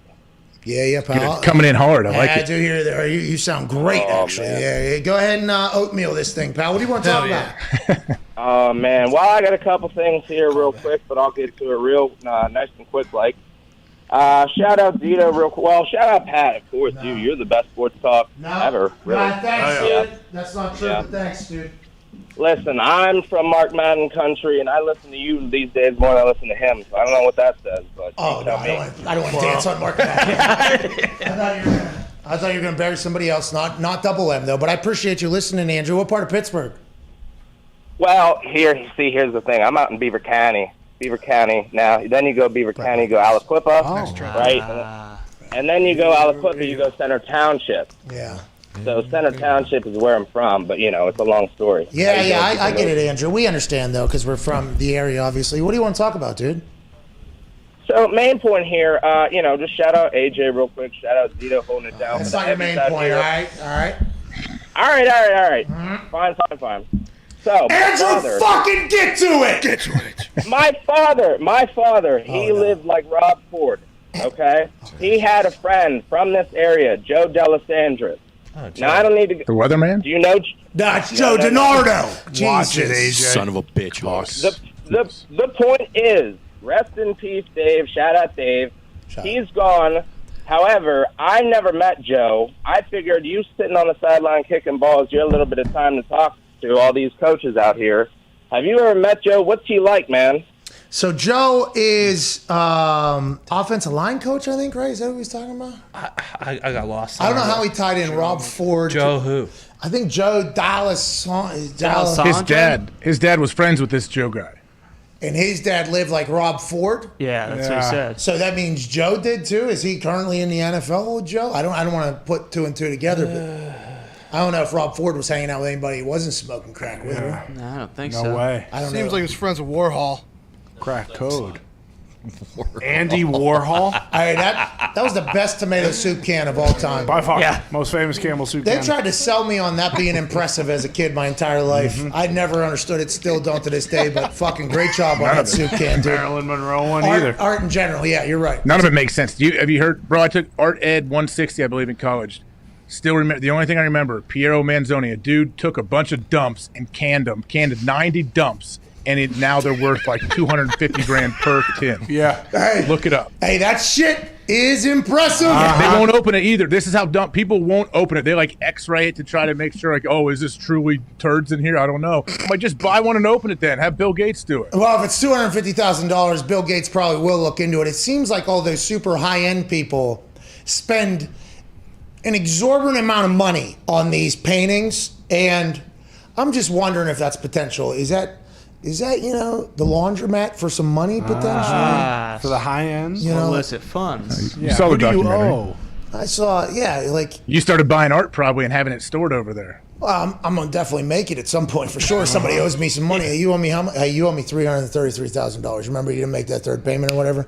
Don't worry about it. I just fucking took a dump in a can. This is art, dude. Buy it. $400,000, best deal. How about this Jeep with a Hemi? This thing, it is Rhino line. This thing is art. $700,000. That's what you owe me, anyways. Let's fucking go ahead. Should we sell our bathroom? That thing is not dumps in a jar, by the way. It's dumps all over the floor. Let's go to Billy in Texas. Art is all in the eye of the beholder. Mm-hmm. Let's go to Billy in Texas. Unless you take a dump in a can, that's not. Did you see That's in the nose. What's going on, Billy? You know what I mean? Cause, hey, how are you, Pat? You know, Billy, not touche. What part of Texas you in? That's big state down there, Lone Star. You know what I mean? Down in Dallas, in the heart of Texas. That's a heart. Dallas Mavericks stink. What's that all about? You got a bazillionaire who likes his team, likes spending his team. Dallas is a great city. How come they're not recruiting big stars to play alongside Luka? This guy is a once-in-a-generation talent, just like old Dirk was. Now we got a chance. Is Mark going to get into that or not, you think, down there, Billy? Pat, I totally agree with you, but I don't want to hear any of that garbage. All we need is Luka. We need one man, and he's going to win us a championship. That's all we need. Okay, Billy, you're delusional, but I do like that you're supportive of the Mavericks. What did you call in to talk about, though, Bill? I wanted to talk to Ty about his opinion about the Packers. Ty, I understand that you think Aaron's been mistreated by the organization over and over again, but can you also look at it from the other side? I mean, don't you think, they've had Aaron Jones as a top running back, they have Devontae Adams as a top wide receiver. Yep. Don't you think they have some credit, too, as far as the organization goes? Hey, Billy, thanks for saying it. Thank you, What about maybe some non-biased reporting from you, Ty Schmidt? Do you ever think about that? I mean, that's fine. Those guys are incredible, obviously. But Rodgers being out there certainly doesn't hurt those guys' value. Well, and also, just like the Mavericks there, what you need to do, Bill, and I hate it too, William. Hey, Will, Bailey, listen. I don't like the way it's going. This is how it's going. You think the Mavericks just with Luka's going to win? They're not. No way. I don't know if you've seen it. Just proved it. MVP's out last night for Brooklyn Nets, and they won by 60 or something like that in the playoffs. If you don't, and Blake Griffin's taken off from the foul line again. In the NBA, if you're not just, collecting talent, throwing out those crab nets that they throw on Deadliest Catch and just trying to get super talented people, you're not going to win anymore. Maybe it'll change. Maybe it'll cyclical, you know what I mean? It feels like you got to collect stars. By the way, the NFL is starting to do that as well. Yeah. And I think that is potentially where the problem lies. Although Devontae's great. Hey, Aaron Jones, unbelievable. And wait until you guys see Applesauce, A.J. Dillon. Yes, really get a full season in there. MVS, everybody's good. But if you look around the top where they have been the last couple of years, everybody's good, and they have a lot of it. A lot of it. It's almost like that's the new way sports are done, A.J. Hawk. Well, they're able to figure out, their cap restrictions and kick the can down the way, as you like to say, and figure out, like you said, the Taysom Hill situation where the whole contract is voidable. So I think it's going to continue this way. Why would it ever change? 4 years, $160 million, all voidable. It's fucking absurd. Genius. And Tennessee Titans, by the way, Ryan Tannehill has restructured his contract to create $15 million in cap space. I assume they move it to a signing bonus to take away from the cap hit next year as they bring on Julio Jones, who I assume his contract could be reworked as well. The Tennessee Titans show that they are very comfortable with Ryan Tannehill. There's a massive amount of trust between Tannehill and the Titans. Restructuring the contract in a simple fashion, says Rappaport, opens up $15 million. Jones will make $15.3 million guaranteed this season unless he restructures his contract as well. If they don't think he's going to be a bust, they can move some of his salary into signing bonus as well. Travis Kelce did it for Kansas City. Tom Brady did it for a long time in New England. Patrick Mahomes has already done it again. Tom Brady's done it in Tampa Bay. People have done it all around the league. It's the new thing to do, and that's why when we say the cap does not matter, it legitimately does not matter. Now, that led me to questioning this, AJ, and I don't want to do it, but I have to do it. I don't want to do it, but I have to do it. That's why you're like Tom Brokaw. No, I don't want to do what I'm about to do, but I have to do it. The Indianapolis Colts could restructure Carson Wentz's contract, make it a signing bonus as opposed to salary cap, probably open up $10 to $15 million if they really wanted to, and kick the can down the road for Carson Wentz 2-3 years, get us out of cap potential future trouble, even though we're not in it right now. You could do that with Carson Wentz. You could do that with basically every quarterback. And I think to do that, you have to have the utmost trust that quarterback's going to be with you for some time because you are kicking that money down the road. You're prorating that money. Can't you prorate that money that you took off the books from the cap that year over 5 years so you can spread it out? Yeah, and by the way, that means you're expecting that person to play for that long. You know what I mean? Like you're expecting that to happen for that long. So is this not a good sign? Is that what you're saying? Well, I'm just saying that Ballard's like, yeah, Carson's going to be a guy. He's going to be our guy. But there's also a chance, I guess, that he could not be. So, because that's a move they could have done. But it's not just him, by the way. That's every quarterback could do this if you really wanted to with the way the new salary cap is handled. It's all fugazi. Yeah. It's all fake. Yep. Everything's fake. If you have trust and there's organizational and player trust built that, hey, we're in this thing together. Patrick Mahomes signed a 10-year deal. And he said, we're going to be able to move this however we want to move this. I'm going to buy the Royals, by the way. I'm going to be in town for a while. We're going to win a lot. But we'll also just be able to move your cap hit to however we see fit. For instance, if we get to a year where we have a lot of room, we might move a bunch onto your plate that year so then that next year we can maybe have a little bit less. It's like that's a new game. You got to have a salary cap guru, but it also takes like full trust between the two sides there, you know? Yeah, I mean, but this could still happen. I mean, I don't know. So you think Carson's gonna have to prove it this year? He's gonna have to show that, hey, you are the answer. You are the guy for the next 4, 5, 6, 7 years. I assume there'll be a renegotiation if he proves it this year. They'll get him because they have to sign Nelson, Leonard. That's going to be very expensive because this is what we have heard, right, for the Colts. Like, have to sign Nelson, Leonard, Nyheim Hines, I think is on his way. There's a couple other young guys that have done very well. I don't know. When's DeForest Buckner up? Did he sign an extension immediately upon signing with us? I believe so. So he's not up, but there's a lot of money that has to come, but you could open that up easily. Everybody has proven. Mike Greenberg down in Tampa Bay has proven. And they're not the first one. Like I said, New England did this with Tom for a long time. Kansas City's doing this. LA has done this. You can the salary cap means nothing. Yeah, and it's going to keep going up too. Golly. Hey, but hasn't Ballard even told you though, like, you can't, like, at some point you're going to have to kind of figure it out, though. You can't just continue that, right? I think the player has to last for however long that you have. Yeah, the Steelers did this with Ben Roethlisberger for years, and this is kind of what got them into the gym earlier in the year because he finally didn't perform up to what was expected and had such a huge dead cap. 1-11-0, by the way. Yeah. This guy. Great start. Glad you said it. Pittsburgh fans don't even, you know what I mean? Nick's like, get him out down, dude. Whoa. Is that what you said, Nick? Maybe. Oh! But you have to have a lot of trust.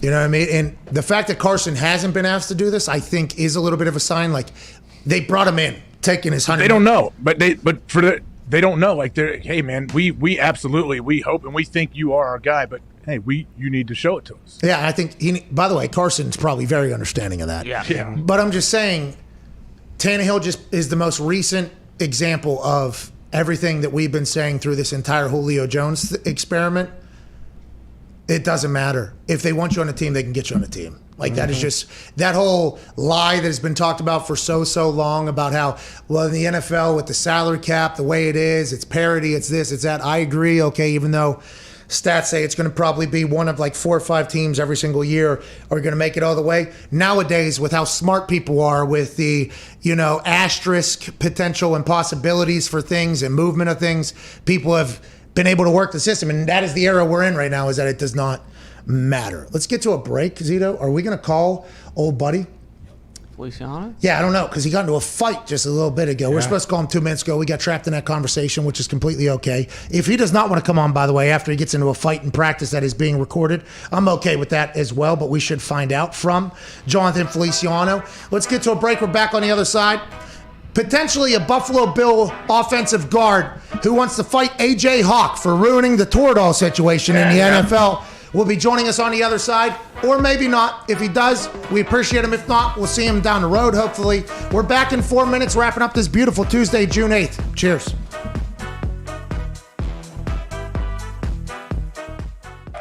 Hello and welcome to Office Championship Wrestling live in Indianapolis, Indiana. Tonight we have a straight to hell match in which the Devil will battle against our office wrestler, Dylan Boston. You might be wondering how we got here. Let's find out right now. And now we have to make a deal with the Devil. Yeah, no big deal. Classic trial by combat situation. We got our champion, Dylan Bostic. All he's got to do, win the match, 1, 2, 3, and we're home safe. The only man that would take the job to protect us from the Devil himself, Dylan Boston. Like you mentioned, Pat, there's probably about 5 or 6 other guys we'd rather have in this position, but we'll take Bostic, I guess. Not only are all of us we'd rather have in this position, but we'll take Bostic, I guess. Not only are all of our souls on the line, the Office Championship Wrestling Championship, presented by Natural Light, is also on the line. Jesus, the Devil's trying to put Bostic right to hell! I do not want to go Good God, no! Don't do it! Good God, no! Come on, Bostic, Pat! Oh, no! Oh, my... I'll see you in hell, Pat. The goddamn Easter Bunny's out here! What the hell's he doing here? The Easter Bunny is obviously here to help Dylan Bostic. Wait a minute. No! Oh, no! The Easter Bunny's been on the Devil's side this whole time. Jesus Christ! Jesus Christ! Jesus What the hell's Jesus Christ doing here? The power of Christ is compelling Dylan Bostic. Look at this, Pat! Jesus Christ is bringing Bostic back to life! Jesus is going insane!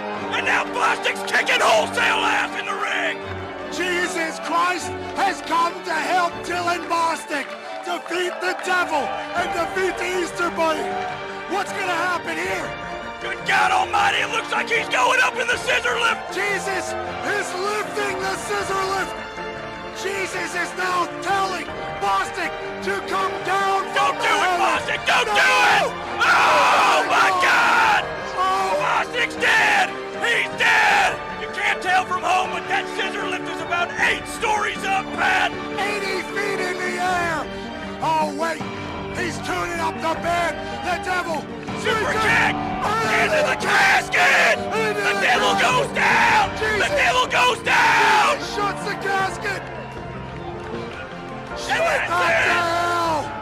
The Devil goes straight back to hell, where he belongs! With the assist from Jesus Christ of Nazareth! Dylan Bostic saves the PMI office's souls and wins the OCW Championship right here on our first OCW Straight to Hell.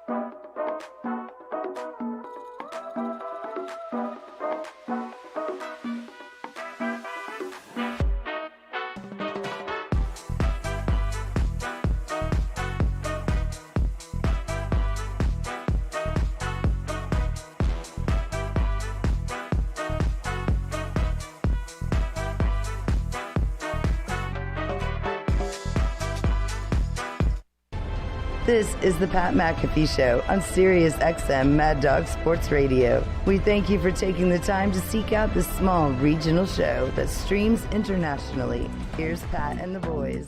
Welcome back to that show. Just want to let you know, hashtag SeatGeek is back, and we couldn't be happier. We've got hockey. What? Basketball. What? Baseball. What? Concerts on the way back. What? And a full NFL season around the corner with so much going on. It's important to go to one place that makes buying tickets simple. SeatGeek rates every ticket from 0 to 10 to make sure you're getting a good deal. Green means good. Red means bad. They won't lead you astray or catfish you. The ticket you buy is the ticket you get. And the deal you're getting is either a good one around the internet or a bad one around the internet. SeatGeek wants to look out for you in every possible facet. Hell yeah. Thank you, SeatGeek. SeatGeek rates every ticket from 0 to 10. Make sure you get a 10 for a good deal, or you just might get fucked into buying a bad ticket. It might be tough to get tickets, that's what they'll say, but they normally have the lowest option to get into any event, whether it's sports, shows, concerts, you name it, they got it. And right now, use code McAfee. You get $20 off your first order. That's code MCAFEE for $20 off your first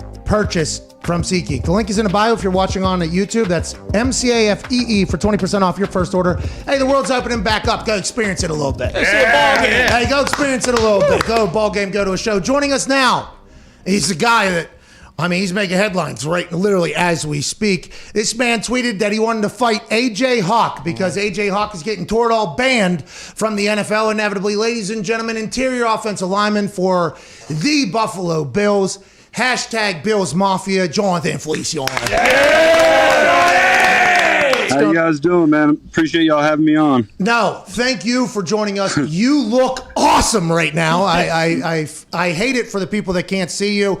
Great hair, good beard, good glasses. Before we get to you fighting AJ Hawk, okay, which should happen at some point, Feliciano, why did you just fight a teammate? We just read, and I talked about on the show, I said, hey, this happens in practice. People get in fights. But I want to let you know, OJ something, the guy that reportedly said, this is not normal. Feliciano just chased the guy down and gave him a punch in the mouth. Whoa. What the hell happened out there, Feliciano? News travels fast. Very fast, yeah. I mean, as it was happening, we found out, yeah. Yeah. It was just competitive. Ran a screen. He picked it. I tried to chase him down. And then words exchanged, and then stupid stuff happened. But you know how it goes, competitive. How has practice been? Because Josh Allen, obviously, first year to second year to third year. Now the expectations are what they are up in Buffalo. You guys have earned that type of thing. I like to hear that there's a little bit of a beef because that means probably, everybody's taking this serious. Everybody's bought in. How are OTAs going? How's the team feel? Yeah, it's been good. There's a sense around here. I mean, windows close pretty quick, and we believe we have a good team, and we understand there's a lot of work that needs to be done between now and September. So, there's no time to mess around. We need to stay focused and get this right. As far as that little altercation that happened in practice, I was mentioning to Pat earlier in the show. A lot of times, I think it's good. I think it's a good sign. You guys are competitive. You want to win. What was the aftermath like? I would imagine McDermott doesn't want to let any tension stick around. I'm sure you guys figured things out, or is the next practice going to be a bloodbath? No, man, it wasn't this hasn't been my first stuff in practice. But I mean, everyone knows around there. I mean, we're trying to work, and there's no animosity between me and AJ. I mean, that crap's done right when we walked off the field. But I mean, iron sharpens iron, and trying to get him better. Man sharpens man as well. How exhausted were you after the fight? That was my favorite part of watching these practice fights that happen. There's a big, oh, fuck you, no, fuck. Worst. Yeah, you can never be in. There's no condition for it.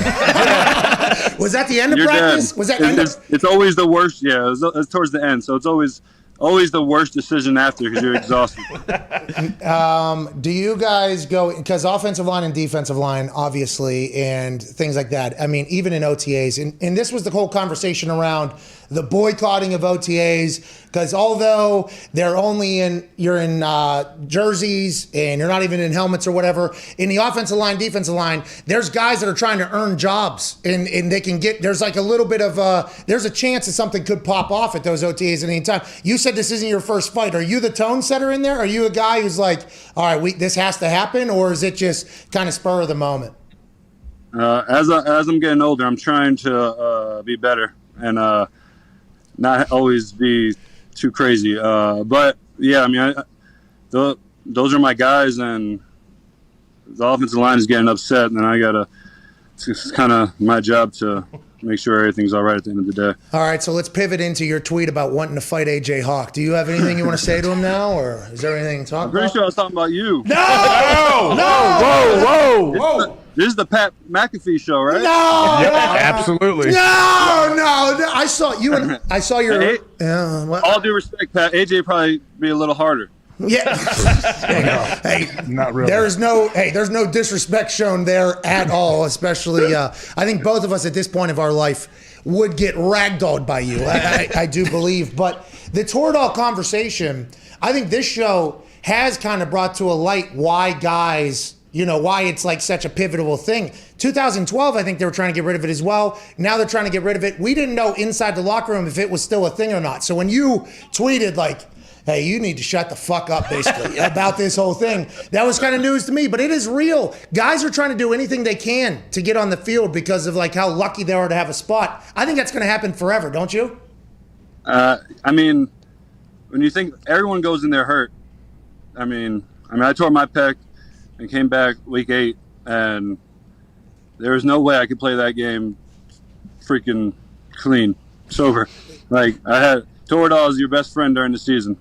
But yeah, go ahead. I checked. I did some more digging, and I read the email. I think I'm fine because the pill form is still allowed.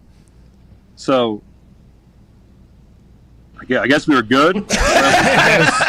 Is that as good for you? Does it work the same for you? I guess we're yeah. good. I mean, so the only times in college I did the shot. I think my first 2 years, and then they took that out, and I don't know if it's like what's it called when your brain it's because of placebo. Like a shot. Yeah, because the shot feels a lot worse. So it got to be working, right? It got to work better. Yeah, well, and also, by the way, we learned a lot about this via that email that you read as well. The intramuscular one is the one that you did the first 2 years of college, and I did most of the NFL. Then there's also the intravascular one, which is the IV drop, and then there's the pill form. And all the people, by the way, like in the outside communities, I've been hearing a lot of different things. I guess the pill isn't great for you either because that thing's going through your... Oh, yeah, your liver's shot, but... I mean, what are you going to do? But you can make moves. How long have you been with Buffalo now? This is going to be my 3rd year. Okay. Last year you guys didn't get a chance to experience it, which sucks because your team was great again. But that Bills Mafia, you have to be so pumped going into next year, huh, with them coming back? Yeah, man. So our last 2 playoff games, I think they only allowed like 60K, but man, it was loud as hell. And honestly, one of the big reasons I came back is just playing that atmosphere every game. And, having this cold to our advantage works, too. Yeah, I know you played in Oakland before that. I know their fans are rabid, very different. Did you notice any kind of differences between the Oakland fans and Buffalo? Yeah. There's not as much as bad things happening outside the stadium. Who's out there getting stabbed or anything in Orchard Park. Hey, that's good news. They're both crazy fans, and they're a little more sane out here in Buffalo. Hey, why is Aaron Donald? Like, I assume there's a lot of guys every single week that in the interior of the offensive line, every week sucks, right? And everybody, people get highlighted, and it's like, but in offensive line, D-line, that is hand-to-hand combat. You're going to get got, you're going to get exposed if you have an off day or whatever. That's what it is. Why is Aaron Donald considered Aaron Donald? And who are some guys you have to play against every year that are like, all right, I know I'm going to have to fucking be in it here? Yeah. Have you seen Aaron Donald? Why does he look like that? Well, how? There's no reason. How do you be that big and that swole? Yeah, I agree. So and he's like, I ain't trying joke on him. He's short, so he's like his leverage is just outrageous. And for being how quick he is and strong he is, it's a hard day in the office. But then you got guys like Fletcher Cox, who is just a mammoth of a man. I think he's like 6'5", 330, and that was him and like Cam Hayward. You just got to understand, at the end of the day, your back's going to be shot, and holding on for dear life. Just take that Toradol pill, you know. Hey, Cam Hayward's, his dad's nickname was Ironhead Hayward, right? And I think that is carried through. He has had some plays against some guards and off centers that he gets that head underneath the jaw, and it is just like you got to hang on for dear life. It is. It's horrible. When you feel him get that hand in your chest, you're like, "Fuck." Here we go. Yeah, here we go. Jump back and try to brace up, Josh. Get the ball out. You know what I'm saying? Hey, the boys have some questions for you, but I'd be remiss if I've been working on this, dude. You're in the NFL a long time, obviously. My left tackle pass set, people have said 10 out of 10. Oh, yeah. If you could give me one, a judgment here real quick, that'd be good. Here we go. Are you doing a cadence? Yeah. Me? Yeah. Can you get the cadence? I'm fucking cramping here. Down. Say hi. Hi. Did you see that, dude? Did you fucking see that? That shit was. Hey, that was elite. Thank you. One more let's do a screen. Ooh. I'll give you one of Josh's cadences. Thank you. Down, Blue Lady, blaze it hot. I'll place you on it. That's what I'm talking about. I appreciate that. Go ahead, Ty. Jonathan, I know in your Twitter bio you got gamer and chef in there. Is that pretty much all you do off the field, or like what are some of your hobbies when you're not playing football? Great for serious. Yeah, that's all I do. I'm a very boring person. I hang out with my kids. I play video games, and I'm pretty fat. So, hey, good your tats, boy likes though. to eat. Shout out. Good tats there, though. Hey, that's what I gotta do something to attract the ladies. But I'm a now married wife. I love you. Of course. But before you're talking about the camouflage. Yeah. Of course. Something else. Yeah, absolutely. Yeah, it's bad service there. I think you said you love your wife more than anybody. That's why you got tattoos to find her eventually. The great woman that is your wife, right? Exactly. Yeah, bingo. Go ahead, Connor. Yeah, John, I think the Bills are in one of the categories of they're bringing back all their starters, or 21 or 22 of them. Is this one of the closer teams you've ever been on? Like, are you guys all a tight-knit group? Yeah, like, there's no bullshitting. We can be honest with each other, and at times it can be harsh, but it's not meant to be, and they understand that, and everyone's in this together, and we all know what the goal is. Where are you from originally?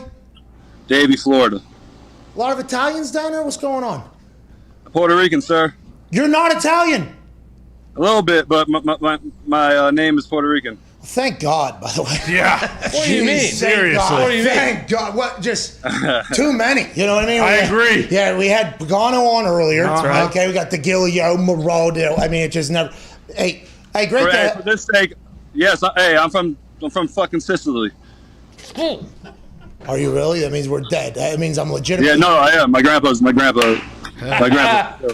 just said all those bad things. So what I was saying was we can't get enough Italians on this show, that's what you meant. especially with you being from Sicily. I mean, no harm to the Feliciano family. That's unbelievable. Hey, enjoy OTAs, man. Did you guys have conversations about the boycott, or was that like, hey, we got a championship to win? What are we doing?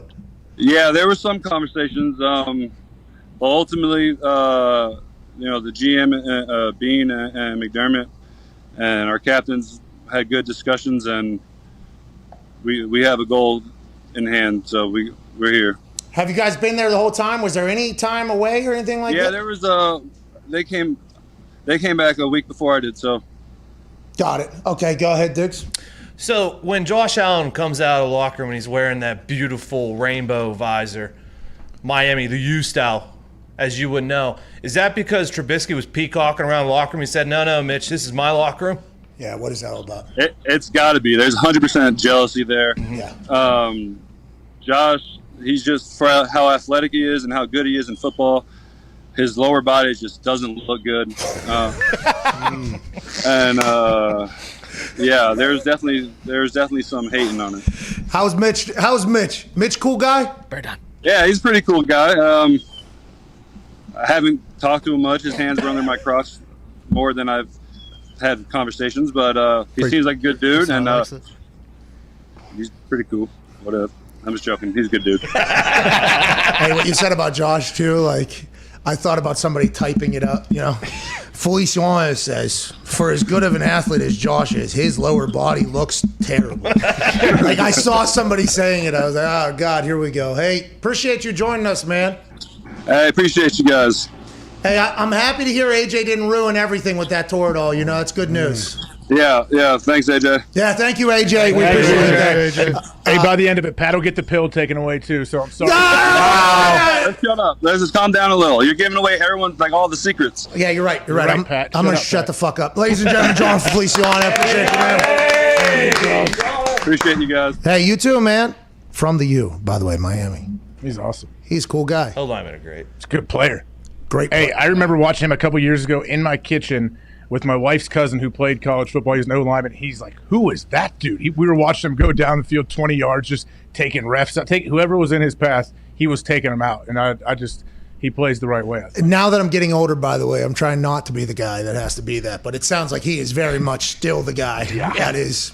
Hey, we ain't fucking around here. Okay. You won't cross one of us. I just want to let you know, this guy, bad body, good tats. We will throw hands if we have to. It's always good to have a couple of those guys on your You offensive hear him, line. though? After he said iron sharpens iron, he said, I'm just trying to sharpen AJ. AJ Epinesa, the guy he fought. Yeah, he said I'm trying to make him better. Make him better. I liked him a lot. I'm happy he joined us too and explained the fight. Because whenever that tweet comes out and says, an unusual sight here, I was like, I don't think that's unusual to me. And I was like, maybe McDermott runs a much tighter camp up there. Because there's some coaches that hate fighting. They absolutely hate it. Then there's other coaches that are like, it's just kind of how it is or whatever. So I didn't know. It sounds like Feliciano is a tone setter. Yeah. I love that guy. He went after, rightfully so, Okafor, I believe, in the conference championship after when Josh Allen tossed that ball at the slaughtering. Yeah, he's the guy. Oh, yeah.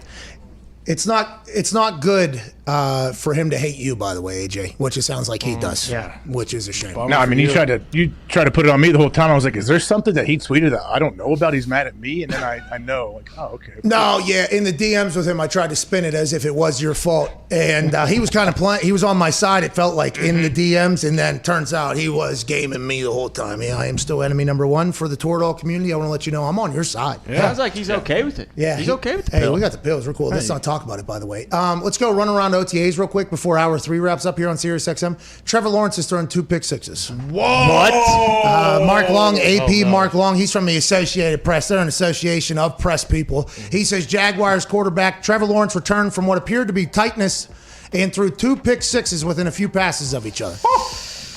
He's a rookie quarterback. Defense is always going to do better than the offense. Defense, see ball, get ball. Offense takes time to gel. I don't mean to shit on the defense in what they accomplished, but this is normal for the beginning of OTAs, beginning of training camp. Am I wrong? No, it's called practice. You're working on things that you want to hopefully use in the game. So, yes, there will be mistakes. There will be a lot of mistakes, and I don't like the fact that they do get exploited and made fun of because guys will be scared to work on stuff in practice when you're supposed to work on stuff. Trevor Lawrence, he might be a pick six machine, but he also might be just now starting to try to figure out what a defense looks like in the NFL. This is the men's league. This is the adult league. Although he was fantastic, there's going to be adjustment for everybody, including Jordan Love. Whoa. AJ, Chris Mad Dog Russo with Mad Dog Unleashed is on the other side of this 6-minute break in 10 seconds. Anything to say to the listeners? No, 0 today. We appreciate you all. We'll see you tomorrow. Big show tomorrow. Chris Mad Dog Russo is next. There we go. This is a pretty cool melody here. Yeah. It's called Down But Not Out by DJ Griff. He just pumps out these fire beats. Yeah, he's So a is he teacher. just getting taken advantage of though by having it, licensing it for this show? Not at all. He's a teacher. He was a teacher that he's School of Rock type teacher. Yeah. Dewey Finn. Dewey, yeah. Yeah, so he just kind of Those places are cool. They have the places called School of Rock that kids can go and they'll put them in a band together. It's pretty cool. Oh, Simon Cowell runs that. It's called America's Got Talent. Clown. Or Britain's Got Talent. Uh-huh. Those shows are all still happening. Oh yeah. Never die. Wow. Talent shows, dude, will always survive. When are you going to do Masked Singer? I won't do Masked Singer. I can't sing good. Masked Dancer. No, that one I could win. Yeah. You are a good dancer. You could do it. Thank you. Do the waggle. Do the waggle, do the moonwalk. Okay. I mean, Might give it away though. The worm. The waggle. Yeah. I mean, I would hope you'd be able to do the worm at this stage of the game. But man, I assume that's a lot. Like that Dancing with the Stars thing, they're saying that's 6-7 hours of training every day. Yeah. People are losing. You'll lose like 40 pounds though. That's what I'm saying. People are losing 30 to 40 pounds doing that. I'm like, who has the time?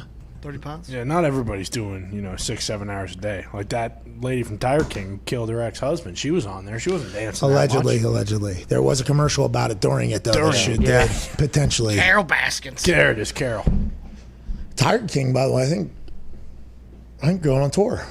Are they really? Really? I think so. He's still in jail. Like a musical? That'd be sweet. Q&A, I think. A lot of questions. People got a lot of questions. Which one? Like everybody in the thing, I think. The whole cast. Everyone is not in jail or dead. The meth guy with the new teeth, is he in it? The ex-meth guy. Yeah, come on. Recovered. Ex other things too, I guess, right? Like what? What are you talking about? Let's get to the phones. Let's go to Will in Mississippi. Joe was taking advantage of the poor guy. Oh, you're saying he was... He said he was kind of against his will, but I think you get him addicted to drugs, you can get him to do what you want, right? I don't remember that. I haven't seen Tiger King in so long. Did we just skip right by that, I guess? How come that guy doesn't have any... Huh? Because you watched, it's like 8 episodes of that thing. You probably saw 4 clips, and you think you watched the whole Just real quick. You ain't never seen fucking Rush Hour, dude. Yeah. I'm not going to, bud.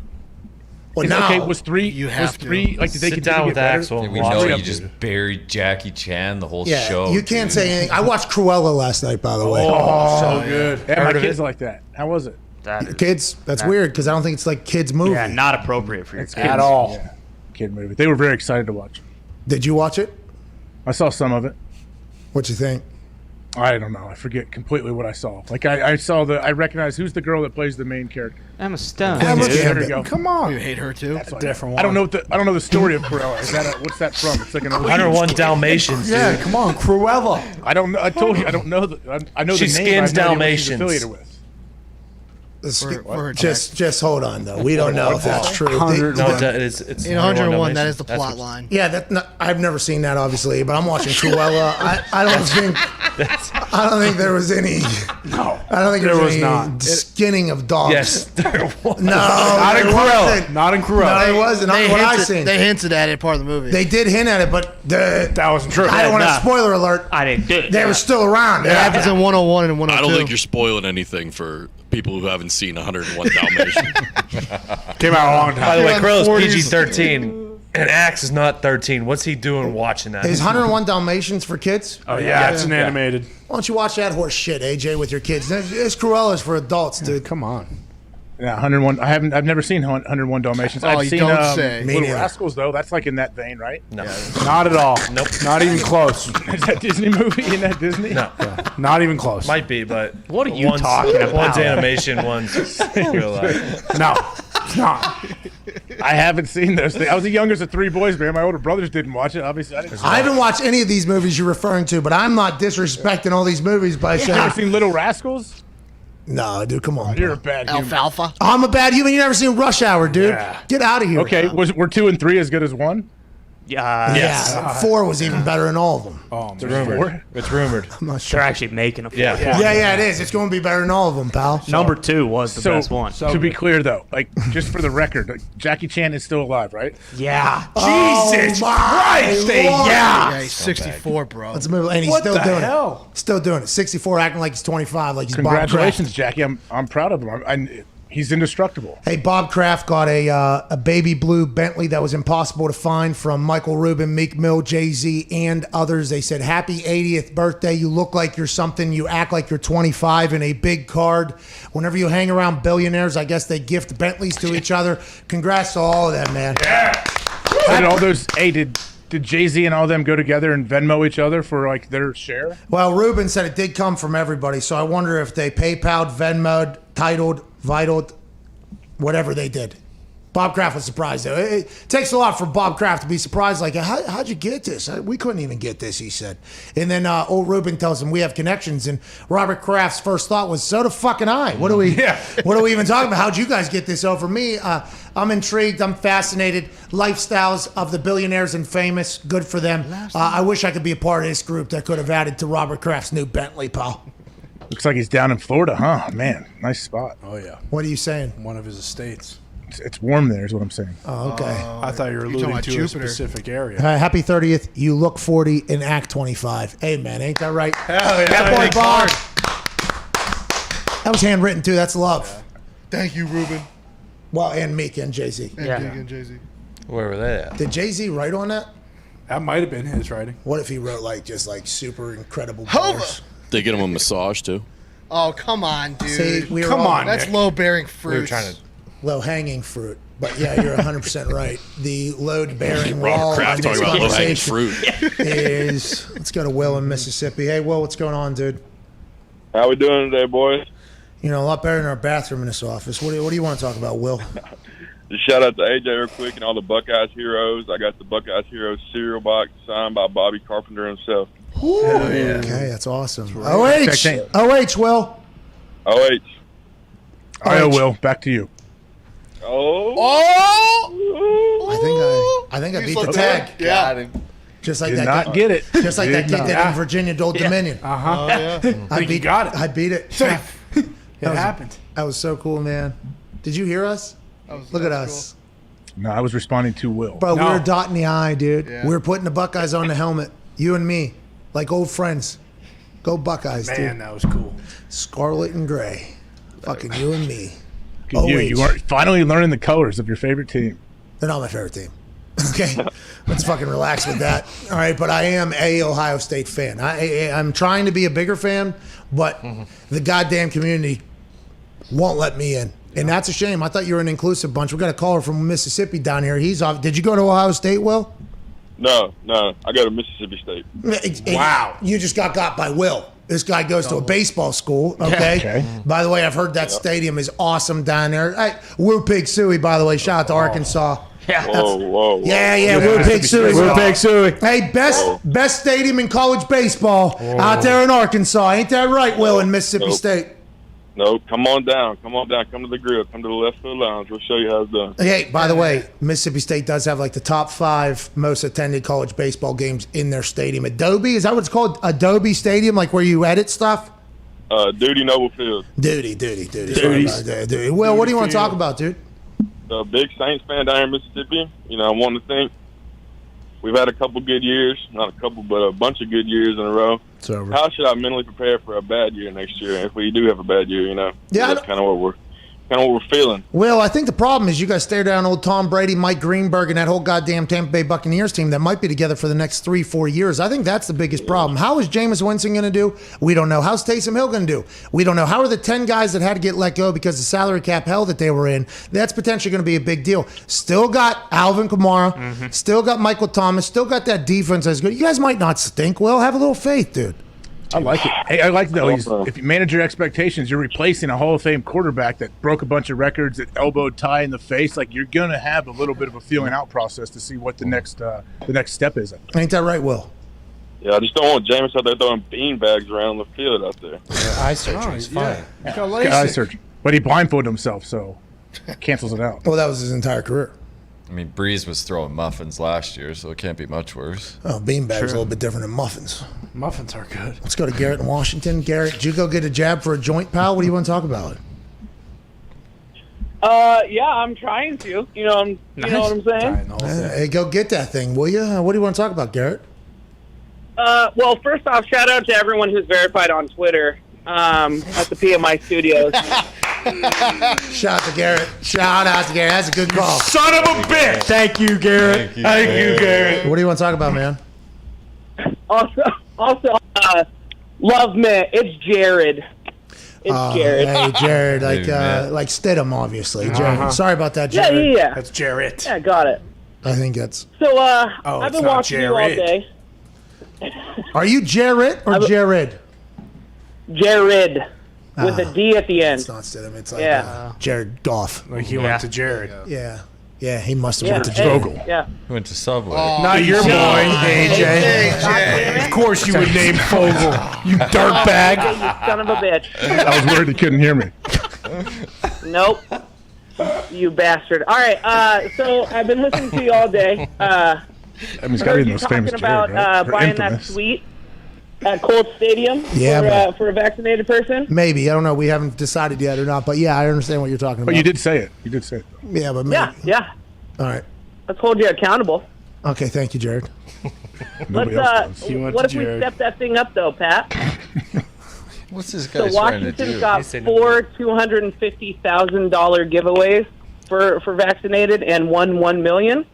What if you match that, Pat? Okay, Garrett. Thanks, dude. Let's go to Mike in New Jersey. What's going on, Mike? Pipe down, Pat and the boys, how we doing on this terrific Tuesday? Garrett was a real asshole. Powerball, Garrett. What the fuck? Just gave away a fucking million, Garrett. Yeah, well, $2 million. 5 giveaways. I mean, I appreciate Garrett. I mean, I guess I should potentially do that for the good of the city and the state. But god damn, they're pulling that right out of scratch-offs over there in Washington. We don't have that luxury of just having, a never-ending fund that we could tap into with the reserves, dude. What do you? Jimmy from the Colts handle that one. Exactly. Mm-hmm. Hey, how come he has? This seems like something he should do. Like pressure on? For him, for the.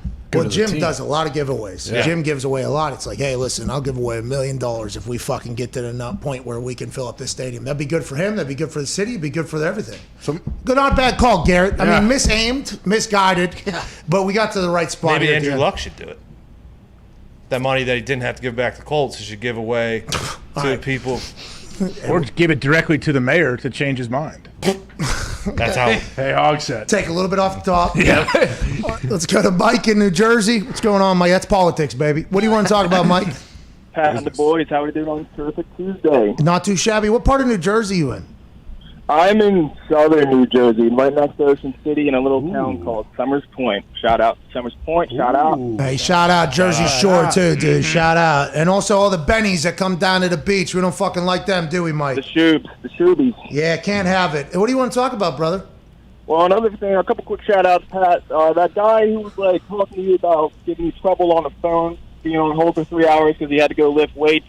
Forget those people. The people love you, Pat. Keep doing your thing, man. Boston Hanna, shout out. Shout out. On the fucking Jets. Let me know because you're losing your money tonight. Woo! Yeah. He's talking about the New York Football Jets. The Jets I was got. just talking about that funny meltdown he had, but What do you? Hey, the Jets are hot. Yeah. Another thing, man. I just wanted to talk about. Jets are out, dude. What type of world is this guy living in? What What are you talking about? The Jets are dead, dude.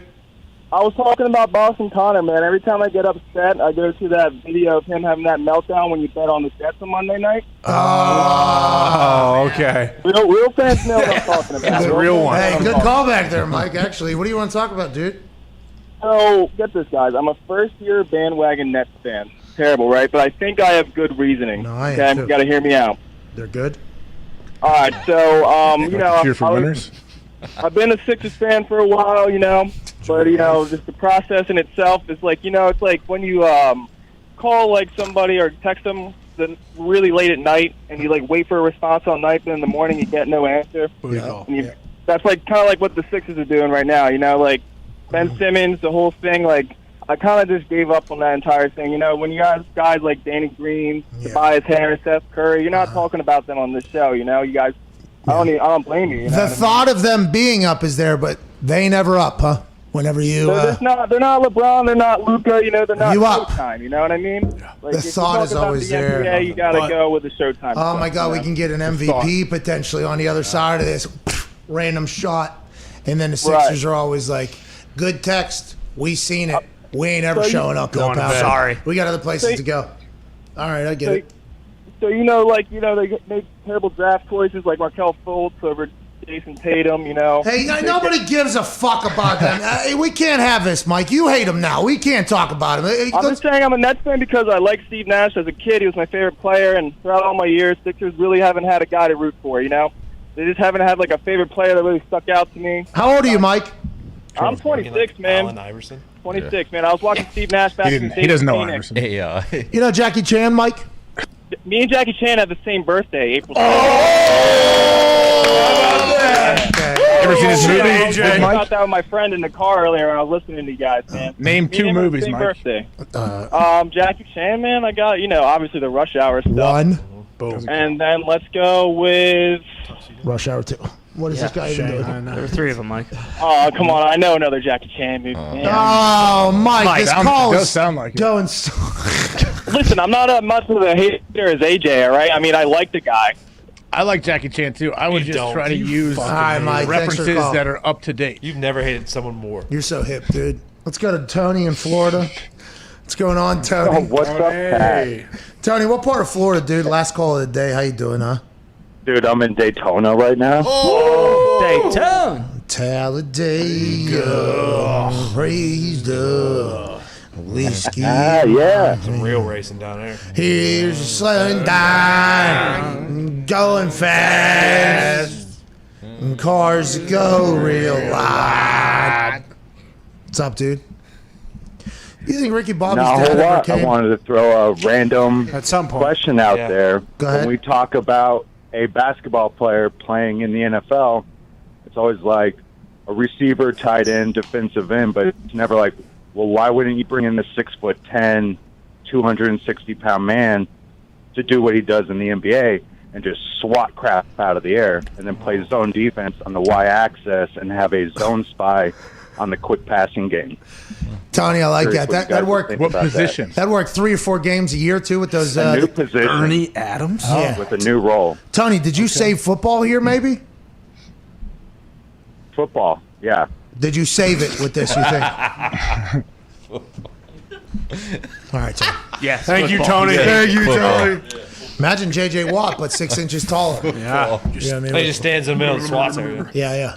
Now, there's nobody punching him in the gut. No. Which is what that Feliciano character would do. Right. He's like the libero. And whenever, exactly, he's just playing defense out there. He's just taking spikes to the face. But that was a volleyball reference. Shout out to Diggs there. But the offensive linemen on those quick passes, I don't know if you see this, they literally are taught to hit them right in the dick or the knees immediately. Like that is so they can, that's one thing they would have to learn. I assume centers are athletic enough to do that, but why not just get 7 foot right across that D line and see if any passer can throw the rock? I mean, you wouldn't have to. You would just run right at them. They're 9 feet tall. I think we can get underneath them and push them back a few yards. I'll leverage, you're saying. Yeah. What about Boban playing like left tackle? Now we're talking. 7'8". Good feet. Good feet. Really good Big hands. Great personality. Great actor. Great actor. Boban, he was in Game of Thrones. John Wick. He's the first No, kill. I hear those are good. I haven't seen them. I hear those movies are good. They're awesome. Let's get to a break for about 21 hours, so 20 hours, 45 minutes or so. Let's get to a I'm break. sure you've seen all the Rush Hours, by the way. I have. No, you haven't. I have. Uh-huh. You have no idea, dude. Junta. But I mean, I don't, but I actually do. I have a very good idea. I've seen it, man. It's like this show can't hit new lows, and then you figure it out. Yesterday, it's sleeping while driving with your kids in a car. Insane. Today, it's Jackie Chan ain't worth a fuck. I mean, every day you try to take this thing down, and I just we got guys shitting in the bathroom every day. Bullshit. I don't know how long it's going to go, especially with the way you've been acting, and definitely with the way you guys have been treating this office. But we're going to try to come back in a big way tomorrow. Tomorrow's show is going to be our biggest yet. Ain't that right, AJ? That is right. But before we end today, you said earlier that you believe, like, yeah, I could still do the worm. Do you want to try right now? No. Why? Because my Because knees. you can't do it. It's because you can't do it, man. I'll do it in the ring where there's a little pad. Oh, there you go. Smart. I don't want my knees just to bang off of this thing. dude. Crushed. Maybe AJ comes down and mops the fucking bathroom. Imagine, maybe AJ. After. What imagine if I do this? The Scotty too haughty. Ooh. Yeah. That's a real faith fall. You know what I mean? You gotta hope that that chest and the otter body catches, and you don't just get a jaw to the floor. Bang. Gotta be an athlete, but I don't like the knees because you go right to your knees. And I just, 34 years old now. I outlived Jesus, but I have also outlived the days where I'm probably going to do the worm on a stage like this. Yeah. So that's tough stuff. I wish I would have got one last worm in there. Man. Fuck. Thank you, worm. Let's go ahead and have a moment of silence for that worm. Oh, come on.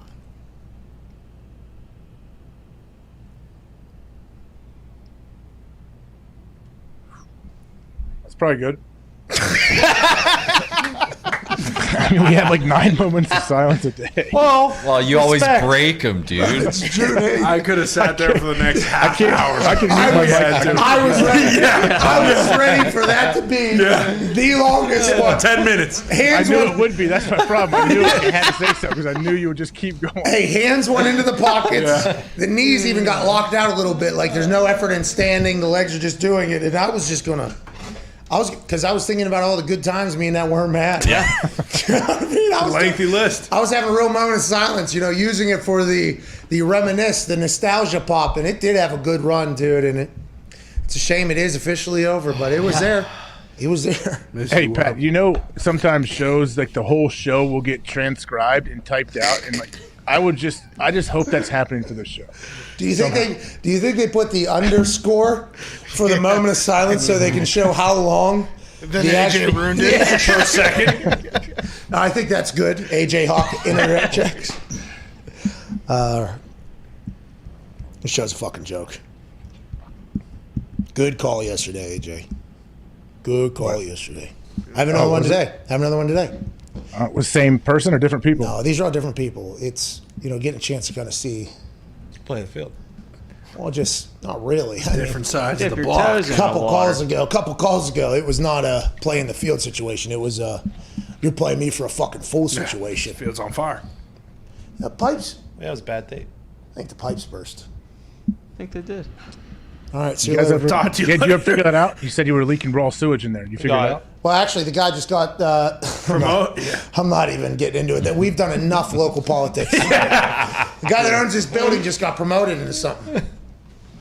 He's in like a city council or something? Yeah, something director or something. Commerce. Yeah. He's done a great He's job. bigger. He owns basically every part of this city at this point. You know what I mean? But we did have shit just roll through our thing, which is going to happen, by the way. That's in the landlord game. That's going to happen. Hey, do whatever you got to do, but I'm starting to think that shit might have come from your fucking ass. You're talking me. Yeah. We were sitting in here when the shit smell started to flow from back there. Hey, look, a lot of people from your bathroom. A lot of people have been pointing the finger at me today, but a lot of people haven't been, voicing how they're also in there pissing and shitting. And hey, by the way, I only piss in the boys' bathroom. Okay, No, so I'm not the one who's stinking it up. There's no such thing. Yeah. No, we have. Gender neutral? Thank you, John. I'm the only one pissing in the gender-neutral bathroom on the left. I'm not pooping in there, that's too. a poopy And that's where bathroom. you said it was poopy. Yeah. Yeah, who is pooping in there? There's no. Seriously, there's no- that bathroom is there's so no fucking reason disgusting. to I don't do know how that. anyone takes a shit in there. Well, we know. See, this- that's the easy to problem, find out. Ty, with what you just said. This John Taffer, right? John Taffer says. John Taffer says, there's something on the ground, and he asks an employee, how long has this been? Oh, it's been here for like 3 weeks. And that employee thinks they're pawning blame on somebody else. And John Taffer goes, you've walked past this thing for 3 weeks without picking it up. You're part of the problem. Shut it down. No. Think about dancing your little ass into that toy. And you say, no, it's bad. I'm getting out of here, going the other one. Now, look, you, Me? definitely you. No. You. No, Look at this. no. And by the way, hey, in this particular situation, you there's no fingers pointing back. You. No, You should have seen what I did to flush my fucking log this morning. First of all, I thought I was going to poop he my sprinted- pants on he the way sprinted in. in here I this sprinted in here, went right I to gotta the poop. bathroom, Yeah. and I had to fill up the blue bucket and put more water into the bowl so that I could fucking flush the shit we down. do I- take no care of stone that. unturned in there. all right. It's pretty easy to find out. Your whole life is on camera, and you have those Simply Safe cameras around there too. Yeah, well, Simply Safe cameras have been moved. Obviously, we don't film anybody coming in and out of the bathroom. We would like to Put them in there. be a respectable No, place. yeah, it's time to put the cameras in the bathroom. No, can't Let's do- out these people. I don't even think In the that's legal. stalls, By the too. way, it would be. No, exactly. You're the loudest in the room right now for a reason. Yeah, and I want there to be cameras in the bathroom This so we isn't can a figure Chuck out who's Berry doing what. situation, okay? Let it be. All right. It's how bad the do you floor's starting to feel? look like a Chuck Berry hotel room, though. The way you guys are fucking operating around here, I'm sick of it. We got to change that. Hey, what's it like though, Pat? When like a female comes in there and has to go to the bathroom, do you guys just cringe? No, Oh, we the all other clean up. bathroom's nice. I say good luck. If we get we are warned of that, and then it gets tidied up a little bit. It's disgusting. Why don't you just assume there will be people like that using the bathroom every day? Oh, thank you. Read our manual here at the office, by the way, AJ. That is something you never know who's going to walk in this goddamn. Now, with the quarantine for the last 18 months, We knew. We've people known. got a little comfortable. We knew. Got a little bit comfortable. You know, there's nobody coming in here. And I will say, we will never get the credit for this. The forethought of getting this office, knowing that social distancing might be coming on the other side, we were literally able to follow all of the protocols within our office without having to change anything, which is fantastic. But there was no thought of anybody coming in here for a long time. We were ahead of the curve. I had to go back to Canada. Remember Bingo. when it first started? Bingo. I was supposed to be Get here out. for a month. Pat said, Get out. we don't know what's going to happen. You should Get get out. back home. By the way, it's great to get you back in the middle Those of that. bathrooms were real clean while he was in Canada, though. Whoa. That's just like there wasn't a pond of piss on the floor until AJ Hawk came in. Right. And that one other person who we found out was actually bringing bags of piss in here and dumping them on the floor. It's a crazy move, but in hindsight, he had an axe to grind. So That's not true. This is what happens. Listen, I go on these calls. I do things. I come out to the little couch crew out here, and that is what happens. Did you hear? Who was that person? Did you hear? Did I hear what? Insert name of person they're talking about. He was bringing bags of piss in here from home and emptying them in our bathroom and then leaving. And I'm like, how did we get here? And I don't know, to be honest with you. But that was an actual theory believed and bought in by. Proven. By all the. No. Still believe it. No, this is just to get the fucking. Guy admitted to it. Yeah, still my number one suspect. See, he admitted to it. Number one suspect. Within Zito, 2.5 seconds, you guys contradicted yourself. Zito's jargon in the courtroom. He doesn't know everything. Yeah, You're banned. You're banned. You're banned. You're banned. You're banned. You're banned. What a moment. All right, I got to call 7 minutes. Let's go. Hey, Here let's we go. Here we go. Here we go. Big one. Come on now. Yesterday's performance is pretty good, I think. That'll be one that people will watch in the doc. Oh, you went into that one on a mission. Bingo. Hey, fuck me. No. Fuck you, pal. Do they know you're filming this? Indiana is a one. By the way, we can never put it out until like 10 years from now. We will have to ask. Sorry to out you on here. Whenever we do release this documentary 10 years from now, we will have to ask all of these people if we can release it. It's just, I think Indiana's a one-way consent state. I'm not 100% sure. So. Yeah, it's one way. But we won't release it unless we get approval. And it'll probably be a very hilarious, 10 years from now, it'll probably be a pretty good little coming-of-age tale, especially with the good calls. You got to remember, there's a lot of good shit that happens as well. There's a couple bad ones that steal the spotlight, but there's some good ones as well. Today's, I think, is going to be good. I think today's going to be a good one. Yeah, I don't think we have to worry about yesterday's with, having the other person's voice be heard at all, really. 'Cause they weren't saying much. There's a lot of me talking. Yesterday about my thoughts and things like that. Today's a big one, though. I'm pumped for today. Let's go. I've had to sleep, a little bit better in preparation for these things. Do some research. Good for your health. Nice. It has been good for my health. How have you been sleeping better? You loving that bed yet? No, fucking terrible. I need to get a Zito purple mattress. Purple. Oh, Yeah. it's comfy, baby. The brothers, right? 2 brothers created that thing. Oh yeah, John Terry, I believe. Sometimes they do the best things. The Wright brothers, Hey, the Isley brothers. people are still flying on the Klitschko Wright brothers. brothers. The Klitschko brothers. Klitschko's. Of course, the Paul Diaz brothers. brothers. I mean, let's just Paul. go. Yeah. Yeah. Think about Doobie Brothers. The Long Brothers. Think about the McAfee brothers, what they're doing to toilets in Indianapolis. That's wild. Jay? No comment. Jay, that could be us, but you're fucking just shitting all over bathrooms. So. Property brothers. Flush. Property brothers are a big deal. And that was Tony and Terry. I apologize, not John. You don't even know them. You know, Shout out though. Today's show was presented by Traeger Grills, the wood pellet grill that is literally the perfect Father's Day gift. Hell yeah. The Traeger grill is the easiest way to enjoy wood-fired flavor. And it has the versatility to do it all, you know what I mean? Oh, yeah. We're talking grilling, What? smoking, What? baking, What? roasting, What? braising, What? barbecuing, What? all from your phone if you get some of them. Like we're talking about an app Here we go. Not every single one, but we're talking Traeger has the grill for you to do everything that you shouldn't be able to do because they've made it so easy to become a grill master. And make your dad's year by going to TraegerGrills.com/Pat. Enter code Pat at checkout to score free shipping. This is a great Father's Day gift that is coming right around the corner. Get yourself one as well. Hey, Dad, look what I got. Look what you got. Look what we got. We're matching. Couple Hey, grill look at us. masters. TraegerGrills.com/Pat. Enter code Pat at checkout to score free shipping. Go ahead and need that. They're heavy. Yeah. That's TraegerGrills.com/Pat. Enter code Pat at checkout for free shipping. All right, AJ, we're out of here. Thank you, Joe Traeger. Have a good call. Good luck with that. Thank you, AJ. Thank you. Yesterday was pretty awesome. I mean, yesterday was a legendary conversation. Oh, yeah. You like having those conversations with everybody watching you and listening to it? No, normally I do them in my house, but We're kind of in the background. We're with the scheduling of it now, because a lot of people on the left coast, man. So like I'm doing all these calls normally 6:30, 7:30 at the house. You know what I mean? Yeah. What's this place called? The big Washington estate that Bill has. I know he's 3 hours behind. I'm not talking about Gates. Not talking Melinda Gates. Xanadu. His house is called like Xanadu. Well, you need to find some Xanadu and fucking relax on the whole Bill Gates speak. All right, you hear me? Yeah. Jesus We're not Christ. having pool parties over here. You're the one going to see Fogel. Hey, I heard Bill Gates' pool parties are wild. Fogels were disgusting. Hey, AJ's guy. AJ, I told you about Fogel and I in the VIP at an Indianapolis bar, right? He did what to you? All right. Can't even have a Go to conversation. hell, man. No, for real. I'm dead serious. I'm going to see you all tomorrow. Big show tomorrow. Big thanks to Feliciano. Feliciano. Big thanks to Chuck Pagano.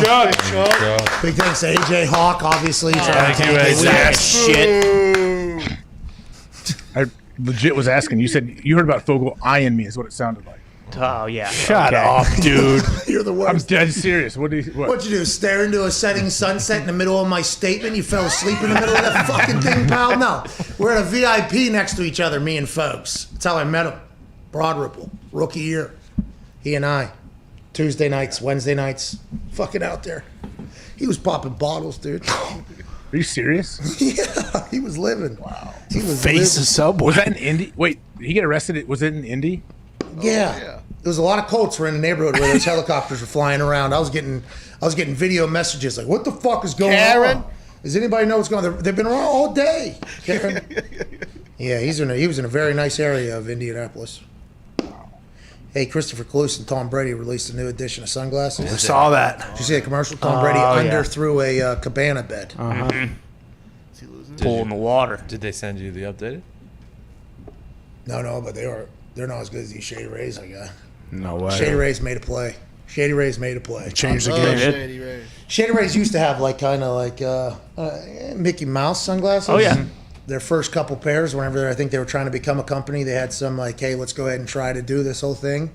And then they survived that. They made it past that.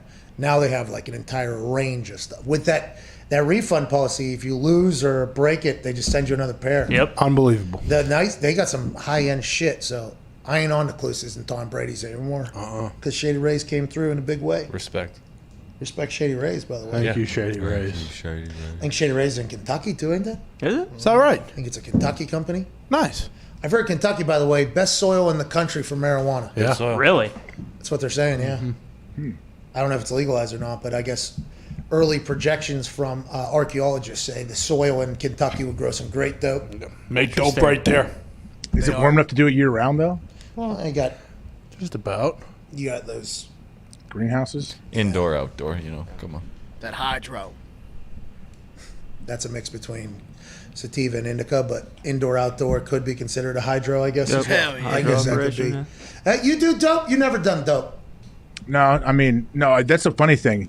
When you talk about it, like when I was never once in the league ever. It's not my thing. Like I didn't have to wait the 2 weeks before your test or 3 weeks. That's why I'm always curious. I ask people. I ask you guys like, well, how long do you have to wait before the test comes in May? Like when you know. Well, it depends on how fat you are. You have to have some real self-awareness or you'll get yourself in a bind because you're way behind. You know what I mean? And Roger is looking for some joy to steal. Oh, yeah. Piss in his cup. And you will fail a test and you'll get tested 8 times a month for the rest of your fucking life. So you got to really have some self-awareness on where you are fat because If you think Like you're- how many days though? Like if, let's say your heavier days compared to like when you're a little trimmer. How many days could you cut off? Okay, so like if where I am now, I would say, okay, I need 14 days.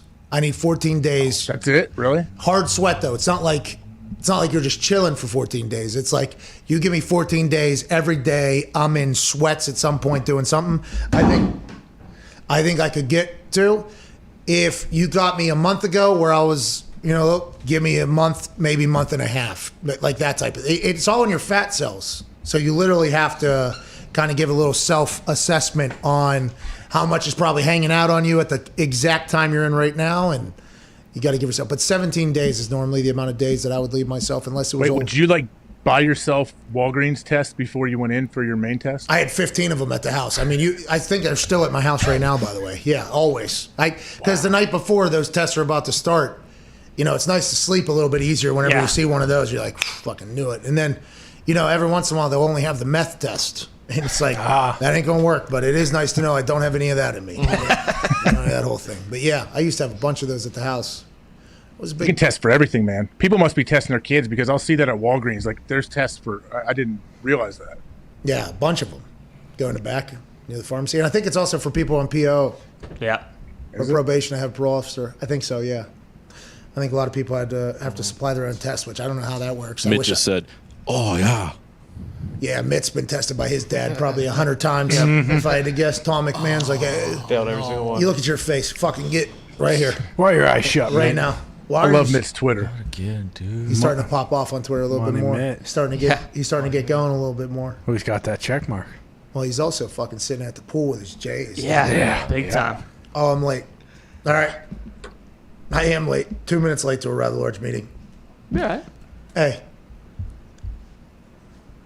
No hurries, no worries, pal. Hell yeah. Shut up, fashionably late. Hey, where we're going, let's take our time. You know what I mean? We don't need roads. Well, we got exactly. Exactly.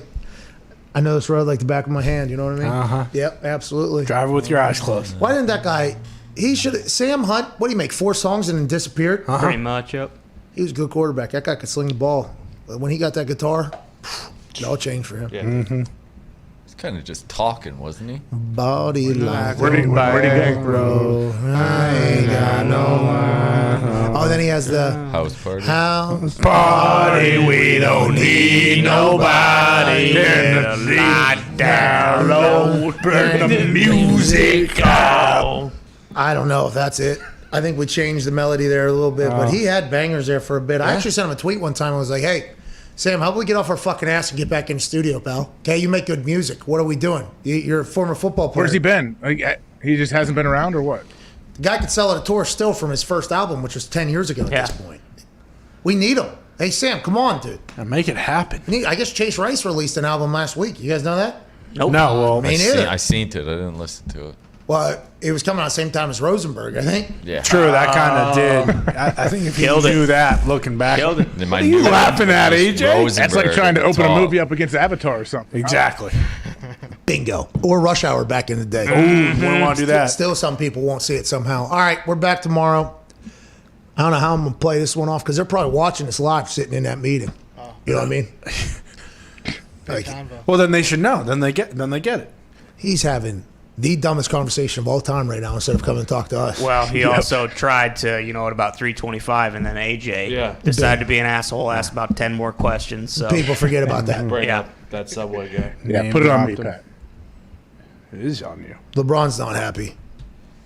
Bruins lose. Fuck. Ryan Fitzmagic's awesome. Arkansas baseball, Woo Pig Suey. Woo pig. And there's a list of top 25 players in 25 that we'll talk about tomorrow. Oh, yeah. That's the show. We covered everything. Great tease. Oh, for real here. Moment of silence for Coach Jim Fossil. What are you laughing about? Yeah, something funny. Before I knew where you were going, I had to chuckle. But yes, Jim Fossil, I know. It's sad. It is right. Football guy through and through. They did not expect it, I don't think. It came out of nowhere. Thanks Coach for the XFL, too. Yeah, and the UFL, I believe, as well. I think he is full football full commitment, full time, full life. Appreciate the hell out of him, what he did for the sport. Rest in peace. I think it came out of nowhere. That's not cool at all. But yet another perspective putter to enjoy every single day. You have no idea what's going to happen tomorrow. Speaking of tomorrow, our show, big one. Yeah. Hey, big one, AJ. Tomorrow's the biggest day yet. Who do you have coming on? I have a couple big guests in the works. I can't give it away yet. Really? Did someone just fart on mic? It sounded like it. That's Connor's face. And people say that the entire show sounds like that. And that's a little bit of a problem. We will work to get better. See you tomorrow. Cheers.